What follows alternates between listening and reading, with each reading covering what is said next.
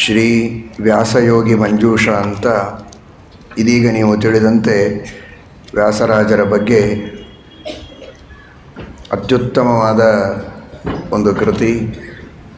ವ್ಯಾಸರಾಜರ ಅನುಗ್ರಹವಿಲ್ಲದೆ ಟೀಕಾಕೃತ್ಪಾದರ ಶ್ರೀಮದಾಚಾರ್ಯರ ಗ್ರಂಥಗಳನ್ನು ಅರ್ಥ ಮಾಡಿಕೊಂಡು ಶ್ರೀಮದಾಚಾರ್ಯರ ಸಿದ್ಧಾಂತದ ಪ್ರತಿಷ್ಠಾಪನೆಯನ್ನು ಮಾಡಿಕೊಳ್ಳುವುದಕ್ಕೆ ಸಾಧ್ಯವೇ ಇಲ್ಲ. ಪರಮತಗಳ ನಿರಾಕರಣ ಮಾಡಿ ಸ್ವಮತ ಸ್ಥಾಪನ ಮಾಡಿಕೊಳ್ಳುವುದಕ್ಕೆ ಬೇಕಾದ ವ್ಯಾಸರಾಜರ ಒಂದು ಪರಮಾನುಗ್ರಹ ಆಗಬೇಕಾದರೆ ಅವರ ಸ್ತೋತ್ರ, ಅವರ ಮಹಿಮೆ ಇವುಗಳೆಲ್ಲವನ್ನು ಚೆನ್ನಾಗಿ ತಿಳಿದುಕೊಂಡು ಸ್ತೋತ್ರಗಳನ್ನು ಪಠನ ಮಾಡಿ ಅವರ ಅನುಗ್ರಹವನ್ನು ಪಡೆಯಬೇಕು. ಅಂತಹ ಒಂದು ಉತ್ತಮವಾದ ಕಾರ್ಯವನ್ನು ನಮ್ಮ ಪಂಡಿತ ಮಾಧವಾಚಾರ್ಯ ಅನೇಕ ವರ್ಷಗಳಿಂದ, ಒಂದು ದಿನದ ಕೆಲಸ ಅಲ್ಲ, ಅನೇಕ ವರ್ಷಗಳಿಂದ ಎಲ್ಲ ಸಂಗ್ರಹವನ್ನು ಮಾಡಿ ಬಹಳ ಉತ್ತಮವಾದ ರೀತಿಯಲ್ಲಿ ಈ ಒಂದು ಕೃತಿಯನ್ನು ಮಾಡಿದ್ದಾರೆ. ವಿಶೇಷ ಅಂದರೆ ತಾನು ಸ್ವತಃ ಆ ಎಲ್ಲ ಚರಿತ್ರೆಗಳ ಸಾರವನ್ನು ತನ್ನದೇ ಆದ ಒಂದು ಕೃತಿಯ ರೂಪದಲ್ಲಿ ಸಂಗ್ರಹ ಮಾಡಿ ಸ್ವಂತ ಒಂದು ಸ್ತೋತ್ರವನ್ನು ರಚನೆ ಮಾಡಿ ಈ ಒಂದು ಕೃತಿಯನ್ನು ಅವನು ಮಾಡ್ತಾ ಇದ್ದಾನೆ. ವಿಶೇಷವಾಗಿ ಸಮಗ್ರ ನ್ಯಾಯಾಮೃತದ ಪರೀಕ್ಷೆಯನ್ನು ಕೊಟ್ಟ ಒಂದು ಶ್ರೇಯಸ್ಸು ಅವನಿಗೆ ಸೇರುತ್ತದೆ.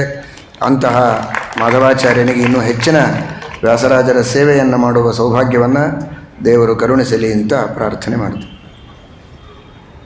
ದ್ವೈತ ವೇದಾಂತ ಪ್ರತಿಷ್ಠಾನ ಇದನ್ನು ಪ್ರಕಾಶನ ಮಾಡಿ ವ್ಯಾಸರಾಜರ ವಿಶೇಷ ಸೇವೆಯನ್ನು ಮಾಡಿದೆ.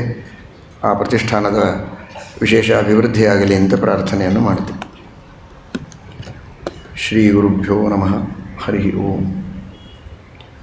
ನಾರಾಯಣಾಯ ಪರಿಪೂರ್ಣಗುಣಾರ್ಣವಾಯ ವಿಶ್ವೋದಯಸ್ಥಿತಿಲಯೋನ್ನಿಯತಿಪ್ರದಾಯ ಜ್ಞಾನಪ್ರದಾಯ ವಿಬುಧಾಸುರಸೌಖ್ಯದುಃಖಸತ್ಕಾರಣಾಯ ವಿತತಾಯ ನಮೋ ನಮಸ್ತೆ. ಧರ್ಮವಿಜ್ಞಾನವೈರಾಗ್ಯಪರಮೈಶ್ವರ್ಯಶಾಲಿನಃ ಆನಂದತೀರ್ಥಭಗವತ್ಪಾದಾನ್ ವಂದೇ ನಿರಂತರಂ. ಆನಂದತೀರ್ಥೋಪದಿಷ್ಟೋ ನಿಧಿರ್ನಾರಾಯಣಃ ವಯಃ ಪ್ರದರ್ಶಿತೋ ಯೇನ ಸಮ್ಯಕ್ ಜಯತೀರ್ಥಂ ತಮಾಶ್ರಯೇ. ವಾಲ್ಮೀಕೇರ್ಗೌಃ ಪುನೀಯಾನ್ನಃ ಮಹೀಧರಪದಾಶ್ರಯಾ ಯದ್ದುಗ್ಧಮುಪಜೀವಂತಿ ಕವಯಸ್ತರಣಕಾ ಇವ. ನೌಮಿ ನ್ಯಾಯಸುಧಾಧಿಕೃಜ್ಜಯಮುನೀನ್ ಶ್ರೀಪಾದರಟ್ಸನ್ಮಣೀನ್ ವ್ಯಾಸಾರ್ಯಾನ್ ವಿವಿಧಾಗಮಾಬ್ಧಿವಿಹರಾನ್. ಶ್ರೀವಾದಿರಾಜಾನಪಿ ವಂದೇ ಹಂಸವರಾನ್ ರಘುತ್ತಮಗುರೂನ್ ವೈದಗ್ಧ್ಯವರಾಂ ನಿಧೀನ್. ಶ್ರೀ ಸತ್ಯವ್ರತ ರಾಘವೇಂದ್ರ ಮುನಿಪಾನ್ ಸದ್ಬೋಧ ಸತ್ಯಾನಪಾನ್. ಸತ್ಯಾವಿಜ್ಞಕರಾಬ್ಜೋತ್ಥಾನ್ ಪಂಚಾಶದ್ವರ್ಷಪೂಜಕಾನ್. ಸತ್ಯಪ್ರಮೋದತೀರ್ಥಾರ್ಯಾನ್ ನೌಮಿ ನ್ಯಾಯಸುಧಾರತಾನ್.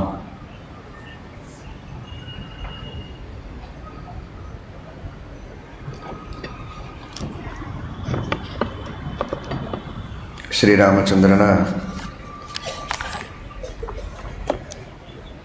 ದಿವ್ಯವಾದಂತಹ ಸ್ಥಿರವಾದಂತಹ ನಿರ್ಣಯ, ಜಗತ್ತಿಗೆ ಆದರ್ಶವಾಗುವಂತಹ ನಿರ್ಣಯ. ಭರತ ಶತ್ರುಘ್ನರು ಬಂದಂತಹ ಎಲ್ಲ ಮಂತ್ರಿಗಳು, ಪ್ರಜೆಗಳು, ತಾಯಂದಿರು ಎಲ್ಲರೂ ಕೂಡ ಶ್ರೀರಾಮಚಂದ್ರನಿಗೆ ವಿಶೇಷವಾಗಿ ಮನಸ್ಸನ್ನು ಒಲಿಸಿ ಕರೆದುಕೊಂಡು ಹೋಗಬೇಕು ಅಂತ ಪ್ರಯತ್ನ ಮಾಡುವವರು. ಇಡೀ ಜಗತ್ತು ಒಂದು ಕಡೆಗೆ, ಶ್ರೀರಾಮಚಂದ್ರ ಅವನ ನಿರ್ಣಯ ಒಂದು ಕಡೆಗೆ. ಪರಮಾತ್ಮ ಹೇಳಿಕೊಂಡದ್ದುಂಟು, ಇಡೀ ಜಗತ್ತು ನನ್ನ ಜೊತೆಗೆ ಯುದ್ಧಕ್ಕೆ ಬರಲಿ, ನಾನು ಅದನ್ನು ಸೋಲಿಸ್ತೇನೆ ಅಂತ. ಒಂದೋ ಎರಡೋ ಮೂರೋ ನಾಲ್ಕೋ ಎಷ್ಟು ಜಗತ್ತುಗಳಾದರೂ ಬರಲಿ, ಒಂದು ಜಗತ್ತಲ್ಲ. ಅಭೀದಮೇಕಮೇಕೋ ಅಸ್ಮಿ ನಿಶ್ಚಾಳಭೀದ್ವಾ ಕಿಮುತ್ರಯಃ ಕರಂತಿ ಖಲೇನ ಪರ್ಷಾನ್ ಪ್ರತಿಹನ್ಮಿ ಭೂರಿ ಕಿಮ್ಮ ಆನಿಂದಂತಿ ಶತ್ರವೋ ನಿಂದ್ರಾಹ. ಪರಮಾತ್ಮ ಹೇಳುವ ಮಾತು, ಒಬ್ಬರೋ ಇಬ್ಬರೋ ಮೂವರೋ ನಾಲ್ವರೋ ಏನು, ಒಬ್ಬ ವ್ಯಕ್ತಿ ಅಲ್ಲ, ಒಂದು ಜಗತ್ತೋ ಎರಡು ಜಗತ್ತೋ ಮೂರೋ ನಾಲ್ಕೋ ಎಷ್ಟು ಜನರಾದರೂ ಬರಲಿ, ಯಾರೂ ನನ್ನನ್ನು ಸೋಲಿಸುವುದಕ್ಕೆ ಸಾಧ್ಯ ಇಲ್ಲ, ನಾನು ಅವರನ್ನು ಸೋಲಿಸ್ತೇನೆ ಅಂತ.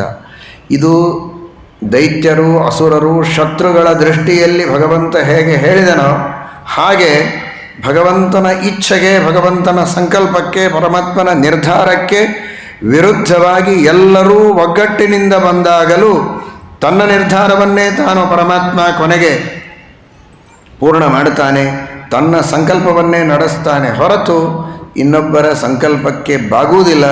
ಅವರ ಇಚ್ಛೆ, ಅವರ ಸಂಕಲ್ಪ, ಅವರ ನಿರ್ಧಾರಗಳನ್ನೆಲ್ಲ ಕುಟ್ಟಿ ಪುಡಿ ಮಾಡುತ್ತೇನೆ ಎನ್ನುವ ದೃಷ್ಟಿಯಲ್ಲಿ ಆ ಭಗವಂತನ ಮಾತಿಗೆ ನಾವು ಅಭಿಪ್ರಾಯವನ್ನು ತಿಳಿದರೆ ಯಾರ ಮಾತಿಗೂ ಪರಮಾತ್ಮ ಬೆಲೆ ಕಟ್ತಾ ಇಲ್ಲ. ಎಲ್ಲರೂ ಒಂದಾಗಿದ್ದಾರೆ, ರಾಮ ಬರಬೇಕು, ರಾಜ್ಯವನ್ನು ಆಳಬೇಕು ಅಂತ.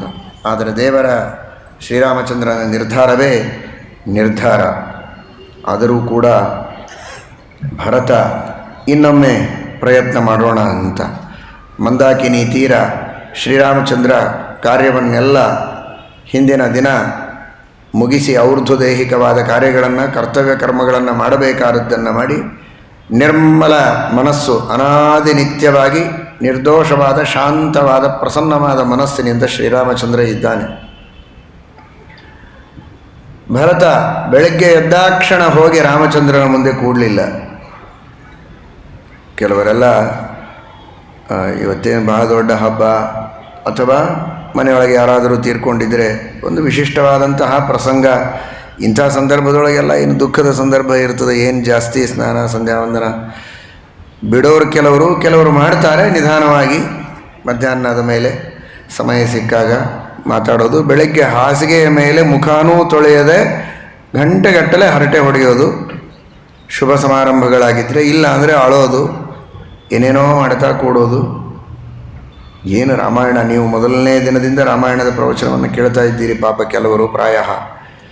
ಈ ವಿಷಯದಲ್ಲಿ ಮಾತ್ರ ರಾಮಾಯಣ ಬಹಳ ಜಾಗರೂಕವಾಗಿ ದಿನಚರಿಯನ್ನು ಉದಾಹರಿಸಿ ಅದರ ಬಗ್ಗೆ ಸ್ಪಷ್ಟವಾದ ತಿಳುವಳಿಕೆಯನ್ನು ನೀಡುವ ಕಾರ್ಯವನ್ನು ವಾಲ್ಮೀಕಿ ಮಹರ್ಷಿಗಳು ಮೊದಲನೆಯ ಕಾಂಡದಿಂದಲೂ ನಿರಂತರವಾಗಿ ಮಾಡುತ್ತಾರೆ. ಪ್ರಸಂಗ ಬಂದಾಗೆಲ್ಲ ಹೇಳ್ತಾರೆ. ಏನು ಪ್ರಸಂಗ? ರಾಮ ಭರತರ ಕಥೆಯನ್ನು ಹೇಳುವ ಪ್ರಸಂಗ, ರಾಮನನ್ನು ಕರೆದೊಯ್ಯುವ ಪ್ರಸಂಗ, ಅದರ ಬಗ್ಗೆ ಹೇಳಬೇಕು. ಅಷ್ಟು ಹೇಳೋದಿಲ್ಲ ವಾಲ್ಮೀಕಿ ಮಹರ್ಷಿಗಳು. ಭರತ ಬೆಳಗ್ಗೆ ಎದ್ದು ಮಾಡಬೇಕಾದ ತನ್ನ ಸಂಧ್ಯಾವಂದನೆ, ಜಪ, ನಿತ್ಯದ ಅಗ್ನಿಹೋತ್ರಾದಿಗಳನ್ನು ಮುಗಿಸಿಕೊಂಡು ಆಮೇಲೆ ರಾಮನ ಭೇಟಿಗೆ ಬಂದ ಅಂತಾರೆ. ಅಂದರೆ ಅದು ಎಂಥ ಪ್ರಸಂಗನೇ ಇರ್ಬೋದು.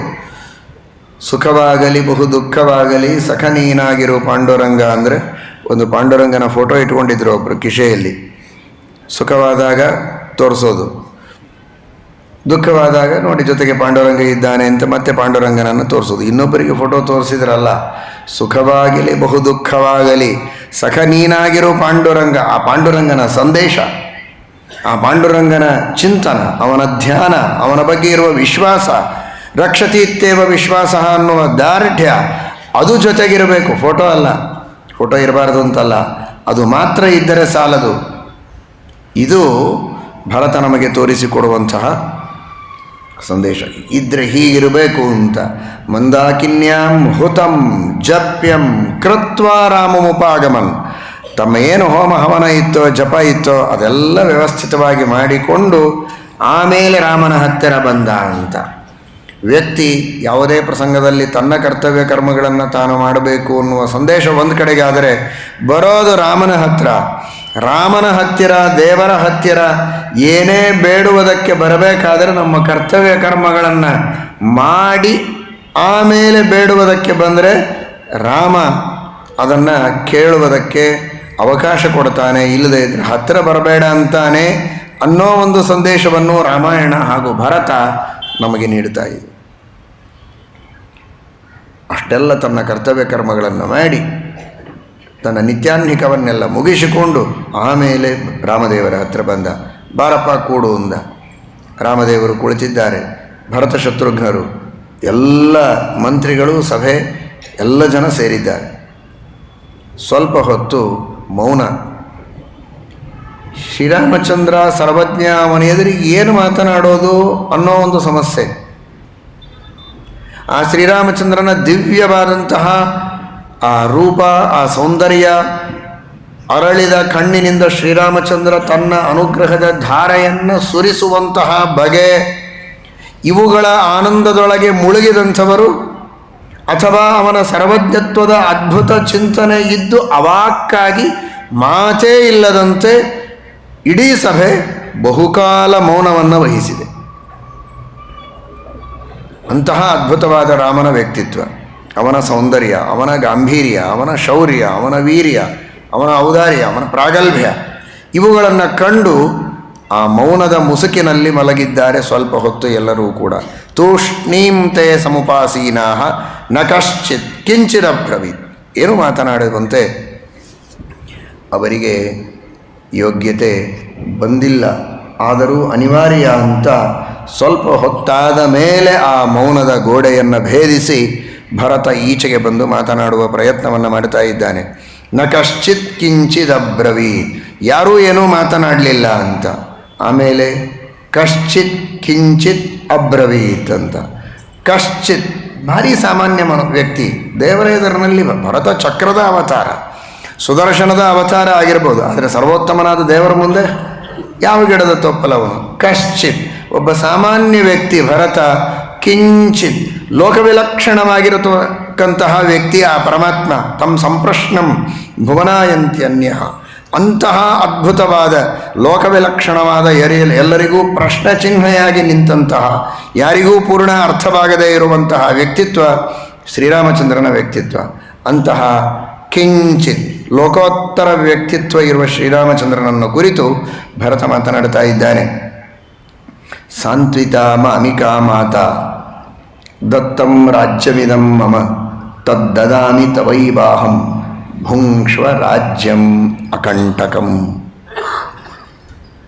ಧರ್ಮಶಾಸ್ತ್ರದ ಚಿಂತೆ ಬೇಡ, ತಾಯಿಯ ಮಾತನ್ನು ಗೌರವಿಸಬೇಕು, ತಾಯಿಗೆ ಸಮಾಧಾನ ಮಾಡಬೇಕು. ಅವಳು ಮಲತಾಯಿಯಾಗಿದ್ದರೂ ಅಡ್ಡಿ ಇಲ್ಲ, ಅವಳ ಬಗ್ಗೆ ಗೌರವವನ್ನು ಇಟ್ಟುಕೊಳ್ಳಬೇಕು, ಅವಳನ್ನು ಪ್ರೀತಿಯಿಂದ ನೋಡಿಕೊಳ್ಳಬೇಕು, ಅವಳ ಆಜ್ಞೆಯನ್ನು ಪರಿಪಾಲನೆ ಮಾಡಬೇಕು ಅನ್ನುವ ಶುದ್ಧ ಧರ್ಮದ ಅಪ್ಪಟ ಚಿನ್ನದಂತೆ ನೀನಿದ್ದೀಯ ಶ್ರೀರಾಮಚಂದ್ರ, ನನಗೆ ಗೊತ್ತು. ಆದರೆ ಆ ಕೆಲಸ ಆಯ್ತಲ್ಲ, ನೀನು ಮಾಡಬೇಕಾದದ್ದನ್ನು ಮಾಡಿ ಆಯಿತು. ಸಾಂತ್ವಿತ ಮಾಮಿಕಾ ಮಾತಾ, ಕೈಕೇಯಿಯ ಸಂತೋಷಪಡಿಸಬೇಕಾಗಿತ್ತು, ಸಂತೋಷಪಡಿಸಿ ಆಗಿದೆ. ಅವಳ ಮಾತಿನಂತೆ ನೀನು ಅರಣ್ಯಕ್ಕೆ ಬಂದಾಯಿತು, ಅವಳ ಮಾತಿಗೆ ಬೆಲೆ ಕೊಟ್ಟಾಯಿತು. ಇನ್ನೇನು ಮಾಡೋದು ಉಳಿದಿದೆ. ದತ್ತಂ ರಾಜ್ಯಮಿದಂ ಮಮ, ನನಗೆ ರಾಜ್ಯ ಕೊಡಬೇಕಾಗಿತ್ತು, ಆ ರಾಜ್ಯವನ್ನು ಕೊಟ್ಟಾಗಿದೆ. ದತ್ತಂ ರಾಜ್ಯಮಿದಂ ಮಮ, ನೀನು ಕೊಟ್ಟರು ನಾನು ಅದನ್ನು ತಗೊಳ್ಳೋದಕ್ಕೆ ಸಿದ್ಧನಾಗಿಲ್ಲ ಪೂರ್ಣ ಮನಸ್ಸಿನಿಂದ ಅಂತ ತೋರಿಸೋದಕ್ಕೆ ಮಹ್ಯಂ ಅಂತ ಇಲ್ಲ. ದತ್ತಂ ರಾಜ್ಯಮಿದಂ ಮಮ, ಆ ಸ್ವಸ್ವತ್ವ ನಿವೃತ್ತಿಪೂರ್ವಕ ಪರಸ್ವತ್ವಾಪಾದನಂ ದಾನಂ ಅಂತ. ಅಥವಾ ನೀನು ನನಗೆ ಕೊಟ್ಟಿರ್ಬೋದು, ಆದರೂ ನಿನ್ನ ಸ್ವಾಮಿತ್ವವನ್ನು ಬಿಟ್ಟೇನು ನನಗೆ ಕೊಟ್ಟಿಲ್ಲ, ಯಾಕೆಂದರೆ ಬಿಡೋದಕ್ಕೆ ಸಾಧ್ಯವೇ ಇಲ್ಲ.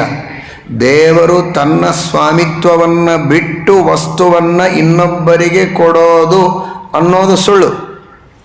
ಯಾವುದೇ ಒಂದು ವಸ್ತುವಿನ ಮೇಲೆ ದೇವರು ತನ್ನ ನಿಯಮನವನ್ನು ನಿಲ್ಲಿಸಿದ ಅಂದರೆ ಆ ವಸ್ತು ಇನ್ನಿಲ್ಲ ಅಂತ ಅರ್ಥ. ಹಾಗಾದರೆ ಶ್ರೀರಾಮಚಂದ್ರ ತನ್ನ ನಿಯಮನವನ್ನು, ಒಬ್ಬ ವ್ಯಕ್ತಿಗೆ ಒಂದು ವಸ್ತುವನ್ನು ದಾನ ಮಾಡೋದು ಅಂದರೆ, ಈ ಪುಸ್ತಕ ನನ್ನ ಕೈಯಲ್ಲಿದೆ, ಒಬ್ಬರಿಗೆ ದಾನ ಕೊಡೋದು ಅಂದರೆ ಇದು ನನ್ನ ನಿಯಮನಕ್ಕೆ ಒಳಪಟ್ಟದ್ದು, ಅವನ ನಿಯಮನಕ್ಕೆ ಒಳಪಡುವಂತೆ ಮಾಡುವುದು. ನನ್ನ ನಿಯಮನವನ್ನು ನಿಲ್ಲಿಸಿ, ಅಲ್ಲಿ ಭಗವಂತನ ನಿಯಮನವನ್ನು ನಿಲ್ಲಿಸಿ ಇನ್ನೊಬ್ಬರ ನಿಯಮನಕ್ಕೆ ಒಳಪಡುವಂತೆ ಮಾಡುವ ಸಾಧ್ಯತೆಯೇ ಇಲ್ಲ. ಇದರ ಸೂಚನೆಯನ್ನು ಮಾಡುವ ದೃಷ್ಟಿಯಲ್ಲಿ ಭರತ ಅಂದ, ದತ್ತಂ ರಾಜ್ಯಮಿದಂ ಮಮ, ಹೆಸರಿಗೆ ನನಗೆ ಕೊಟ್ಟಂತೆ ಮಾಡಿದ್ದಿ, ಪರವಾಗಿಲ್ಲ, ಆದರೆ ನನಗೆ ರಾಜ್ಯವನ್ನು ಕೊಟ್ಟಾಯಿತು, ನನ್ನ ತಾಯಿಗೆ ಸಂತೋಷ ಆಯಿತು, ಅವಳ ಹೊಟ್ಟೆ ತಣ್ಣಗಾಗಿದೆ. ಇನ್ನು ಮೇಲೆ ಈ ರಾಜ್ಯ ನನ್ನದಾದ ಮೇಲೆ ಇದನ್ನು ಏನಾದರೂ ಮಾಡೋ ಅಧಿಕಾರ ನನಗುಂಟಲ್ವ? ಹಾಗಾದರೆ ನಾನು ಇದನ್ನು ಮತ್ತೆ ನಿನಗೆ ಕೊಡ್ತಾ ಇದ್ದೇನೆ, ಈಗ ತೆಗೆದುಕೋ. ಈಗ ನಮಗೆಲ್ಲ ಸಂತೋಷ ಆಗ್ತದೆ. ಕೈಕೇಯಿ ಮಲತಾಯಿಗೆ ಸಂತೋಷ ಪಡೋದಕ್ಕೆ ನನಗೆ ರಾಜ್ಯ ಕೊಟ್ಟಾಯಿತು, ನೀನು ಅರಣ್ಯಕ್ಕೆ ಬಂದಾಯಿತು. ಈಗ ಕೌಸಲ್ಯನ್ನು ಸಂತೋಷಪಡಿಸುವುದಕ್ಕೆ ಮತ್ತೆ ನೀನು ರಾಜ್ಯವನ್ನು ತೆಗೆದುಕೋ, ಕೊಡೋ ಅಧಿಕಾರ ನನ್ನಲ್ಲಿದೆ, ಸಂತೋಷದಿಂದ ನಾನು ನಿನಗೆ ಕೊಡ್ತೇನೆ. ತದ್ದದಾಮಿ ತವೈವಾಹಂ ಭುಂಕ್ಷರಾಜ್ಯಂ ಅಕಂಟಕಂ. ಅದನ್ನು ಮತ್ತೆ ಪುನಃ ಆವೃತ್ತಿ ಮಾಡಿಕೊಳ್ಬೋದು ಹಿಂದಿನ ವಾಕ್ಯವನ್ನು. ತದ್ದದಾಮಿ ತವೈವಾಹಂ, ನಿನಗೆ ನಾನು ಕೊಡ್ತೇನೆ. ಕೊಟ್ಟರೆ ಸಾಂತ್ವಿತ ಮಾತಾ ಸ್ಯಾತ್, ಸಾಂಚಿತಾ ಮಾಮಿಕಾ ಮಾತಾ. ಮಾಮಿಕಾ ಮಾತಾ ಅಂದರೆ ನನ್ನ ತಾಯಿಯನ್ನು ಎಷ್ಟು ಪ್ರೀತಿಯಿಂದ ನೋಡ್ತೇನೋ ಅಷ್ಟೇ ಪ್ರೀತಿಯಿಂದ ಕೌಸಲ್ಯನ್ನು ನಾನು ನೋಡ್ತೇನೆ. ಈಗ ಕೌಸಲ್ಯೆಯು ನನ್ನ ತಾಯಿಯೇ.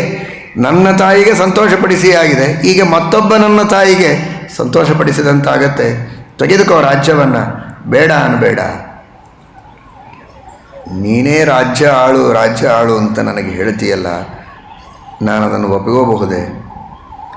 ಒಂದು ಶ್ರೇಷ್ಠವಾದ ಜಾತಿಯ ಕುದುರೆಯೊಳಗೂ ಒಳ್ಳೆ ಜಾತಿಗಳಿರ್ತದೆ, ಪರಂಪರೆ ಇರ್ತದೆ, ಅದರ ತಂದೆ ತಾಯಿ ಪರಂಪರೆ, ಆ ಎಲ್ಲ ಜೀನ್ಸ್ ನೋಡಿ ಅಂತಹ ಕುದುರೆಯನ್ನು ಖರೀದಿ ಮಾಡಬೇಕು ಅಂತ.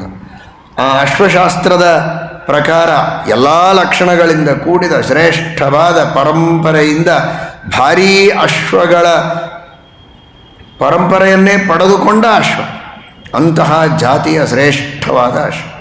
ಅಥವಾ ಉಚ್ಚೈಶ್ರವಸ್ ಅಂತ ಅಂದ್ಕೊಳ್ಳಿ, ಸಮುದ್ರ ಮಥನ ಕಾಲದಲ್ಲಿ ಹುಟ್ಟಿದಂತಹ ಪರಮಾತ್ಮನ ವಿಶೇಷ ವಿಭೂತಿ ರೂಪಕ್ಕೆ ಪಾತ್ರವಾದಂತಹ ಉಚ್ಚೈಶ್ರವಸ್. ಅಂತಹ ಕುದುರೆ ಓಡ್ತಾ ಇದ್ದರೆ ಊರೊಳಗಿರುವ ಒಂದು ಕತ್ತೆ ನಾನು ಅದರಾಗೆ ಓಡುತ್ತೇನೆ ಅಂದರೆ ಎಂದಾದರೂ ಆ ಕುದುರೆಗೆ ಸಮಾನವಾಗುವುದಕ್ಕೆ ಸಾಧ್ಯವೇ? ಆ ಕುದುರೆಯನ್ನು ಮೀರಿಸೋದಂತೂ ಸುಳ್ಳು. ನೀನು ಯಾವ ನಿನ್ನ ವಿಭೂತಿಯಿಂದ ಕುದುರೆ ಭಾರೀ ವೇಗವಾಗಿ ಓಡುತ್ತೆ ಉಚ್ಚೈಶ್ರವಸ್, ಅಂತಹ ವಿಭೂತಿ ಪುರುಷ ನೀನು. ನಿನ್ನ ಅದ್ಭುತವಾದಂತಹ ವೇಗ, ನಿನ್ನ ಅದ್ಭುತವಾದ ಜ್ಞಾನ, ನಿನ್ನ ಅದ್ಭುತವಾದ ಶೌರ್ಯ ವೀರ್ಯ ಪರಾಕ್ರಮಗಳು, ಅವುಗಳಿಂದ ನೀನು ರಾಜ್ಯವನ್ನು ಆಡಿಸುವ ಅದ್ಭುತವಾದ ಕ್ರಮ, ಆ ರಾಮರಾಜ್ಯದ ವೈಭವ, ಅದನ್ನು ನಾನು ಮಾಡಿ ತೋರಿಸ್ತೇನೆ ಅಂತ ನಾನೇನಾದರೂ ಒಪ್ಪಿಕೊಂಡ್ರೆ ಕತ್ತೆ ಆ ಕುದುರೆಯನ್ನು ಉಚ್ಚೈಶ್ರವಸ್ ಅದನ್ನು ನಾನು ಹಿಂಬಾಲಿಸ್ತೇನೆ ಅಂದರೆ ಎಂತಹ ಮೌಢ್ಯವೋ ಅಂತಹ ಮೌಢ್ಯವಾಗತ್ತೆ. ಸಾಮಾನ್ಯವಾಗಿ ಇನ್ನೊಬ್ಬರು ಬೈತಿರ್ತಾರೆ, ಏನು ಕತ್ತೆ ಇದ್ದಾಗಿದ್ದಿ ಅಂತ. ಅವರು ತಮ್ಮನ್ನು ತಾವು ಬೈಕೊಳ್ಳೋದಿಲ್ಲ. ಆದರೆ ಶ್ರೀರಾಮಚಂದ್ರನ ವ್ಯಕ್ತಿತ್ವದ ಅದ್ಭುತವಾದ ಮೇರುವಿನ ಎದುರಿನಲ್ಲಿ ತನ್ನನ್ನೇ ತಾನು ಕತ್ತೆ ಅಂತ ಹೇಳಿಕೊಳ್ತಾ ಇದ್ದಾನೆ.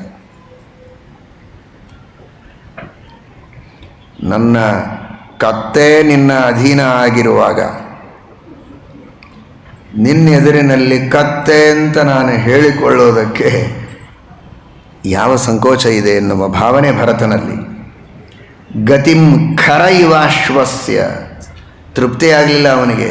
ತಾರ್ಕ್ಷ್ಯಸ್ಯೇವ ಪತತ್ರಿಣಃ, ಭಾರೀ ವೇಗದಿಂದ ಗರುಡ ಹಾರುವಾಗ ಒಂದು ಸಾಮಾನ್ಯ ಪಕ್ಷಿ ಗುಬ್ಬಿ ಆ ಗರುಡನನ್ನು ಮೀರಿಸ್ತೇನೆ ಅಂದರೆ ಸಾಧ್ಯವೇ? ಅನುಗಂತುಂ ನ ಶಕ್ತಿರ್ಮೆ ಗತಿಂ ತವ ಮಹೀಪತೆ, ನಿನ್ನ ವಿರುದ್ಧವಾಗಿ ಮಾಡುವ ಶಕ್ತಿಯಂತೂ ನನಗಿಲ್ಲ ಅಂತ ಹೇಳಬೇಕಿಲ್ಲ, ಆದರೆ ನಿನ್ನನ್ನು ಅನುಸರಣೆ ಮಾಡುವ ಶಕ್ತಿಯೂ ನನ್ನಲ್ಲಿ ಪೂರ್ಣವಾಗಿಲ್ಲ. ಸುಜೀವಂ ನಿತ್ಯಶಸ್ತಸ್ಯ ಯಃ ಪರೈರುಪಜೀವ್ಯತೆ ರಾಮ ತೇನ ತು ದುರ್ಜೀವಂ ಯಃ ಪರಾನುಪಜೀವತಿ. ಬಹಳ ದೊಡ್ಡ ಮಾತನ್ನು ಶ್ರೀರಾಮಚಂದ್ರ ತಿಳಿಸ್ತಾ ಇದ್ದಾನೆ. ಸುಜೀವಂ ನಿತ್ಯಶಸ್ತಸ್ಯ ಯಃ ಪರೈರುಪಜೀವ್ಯತೆ.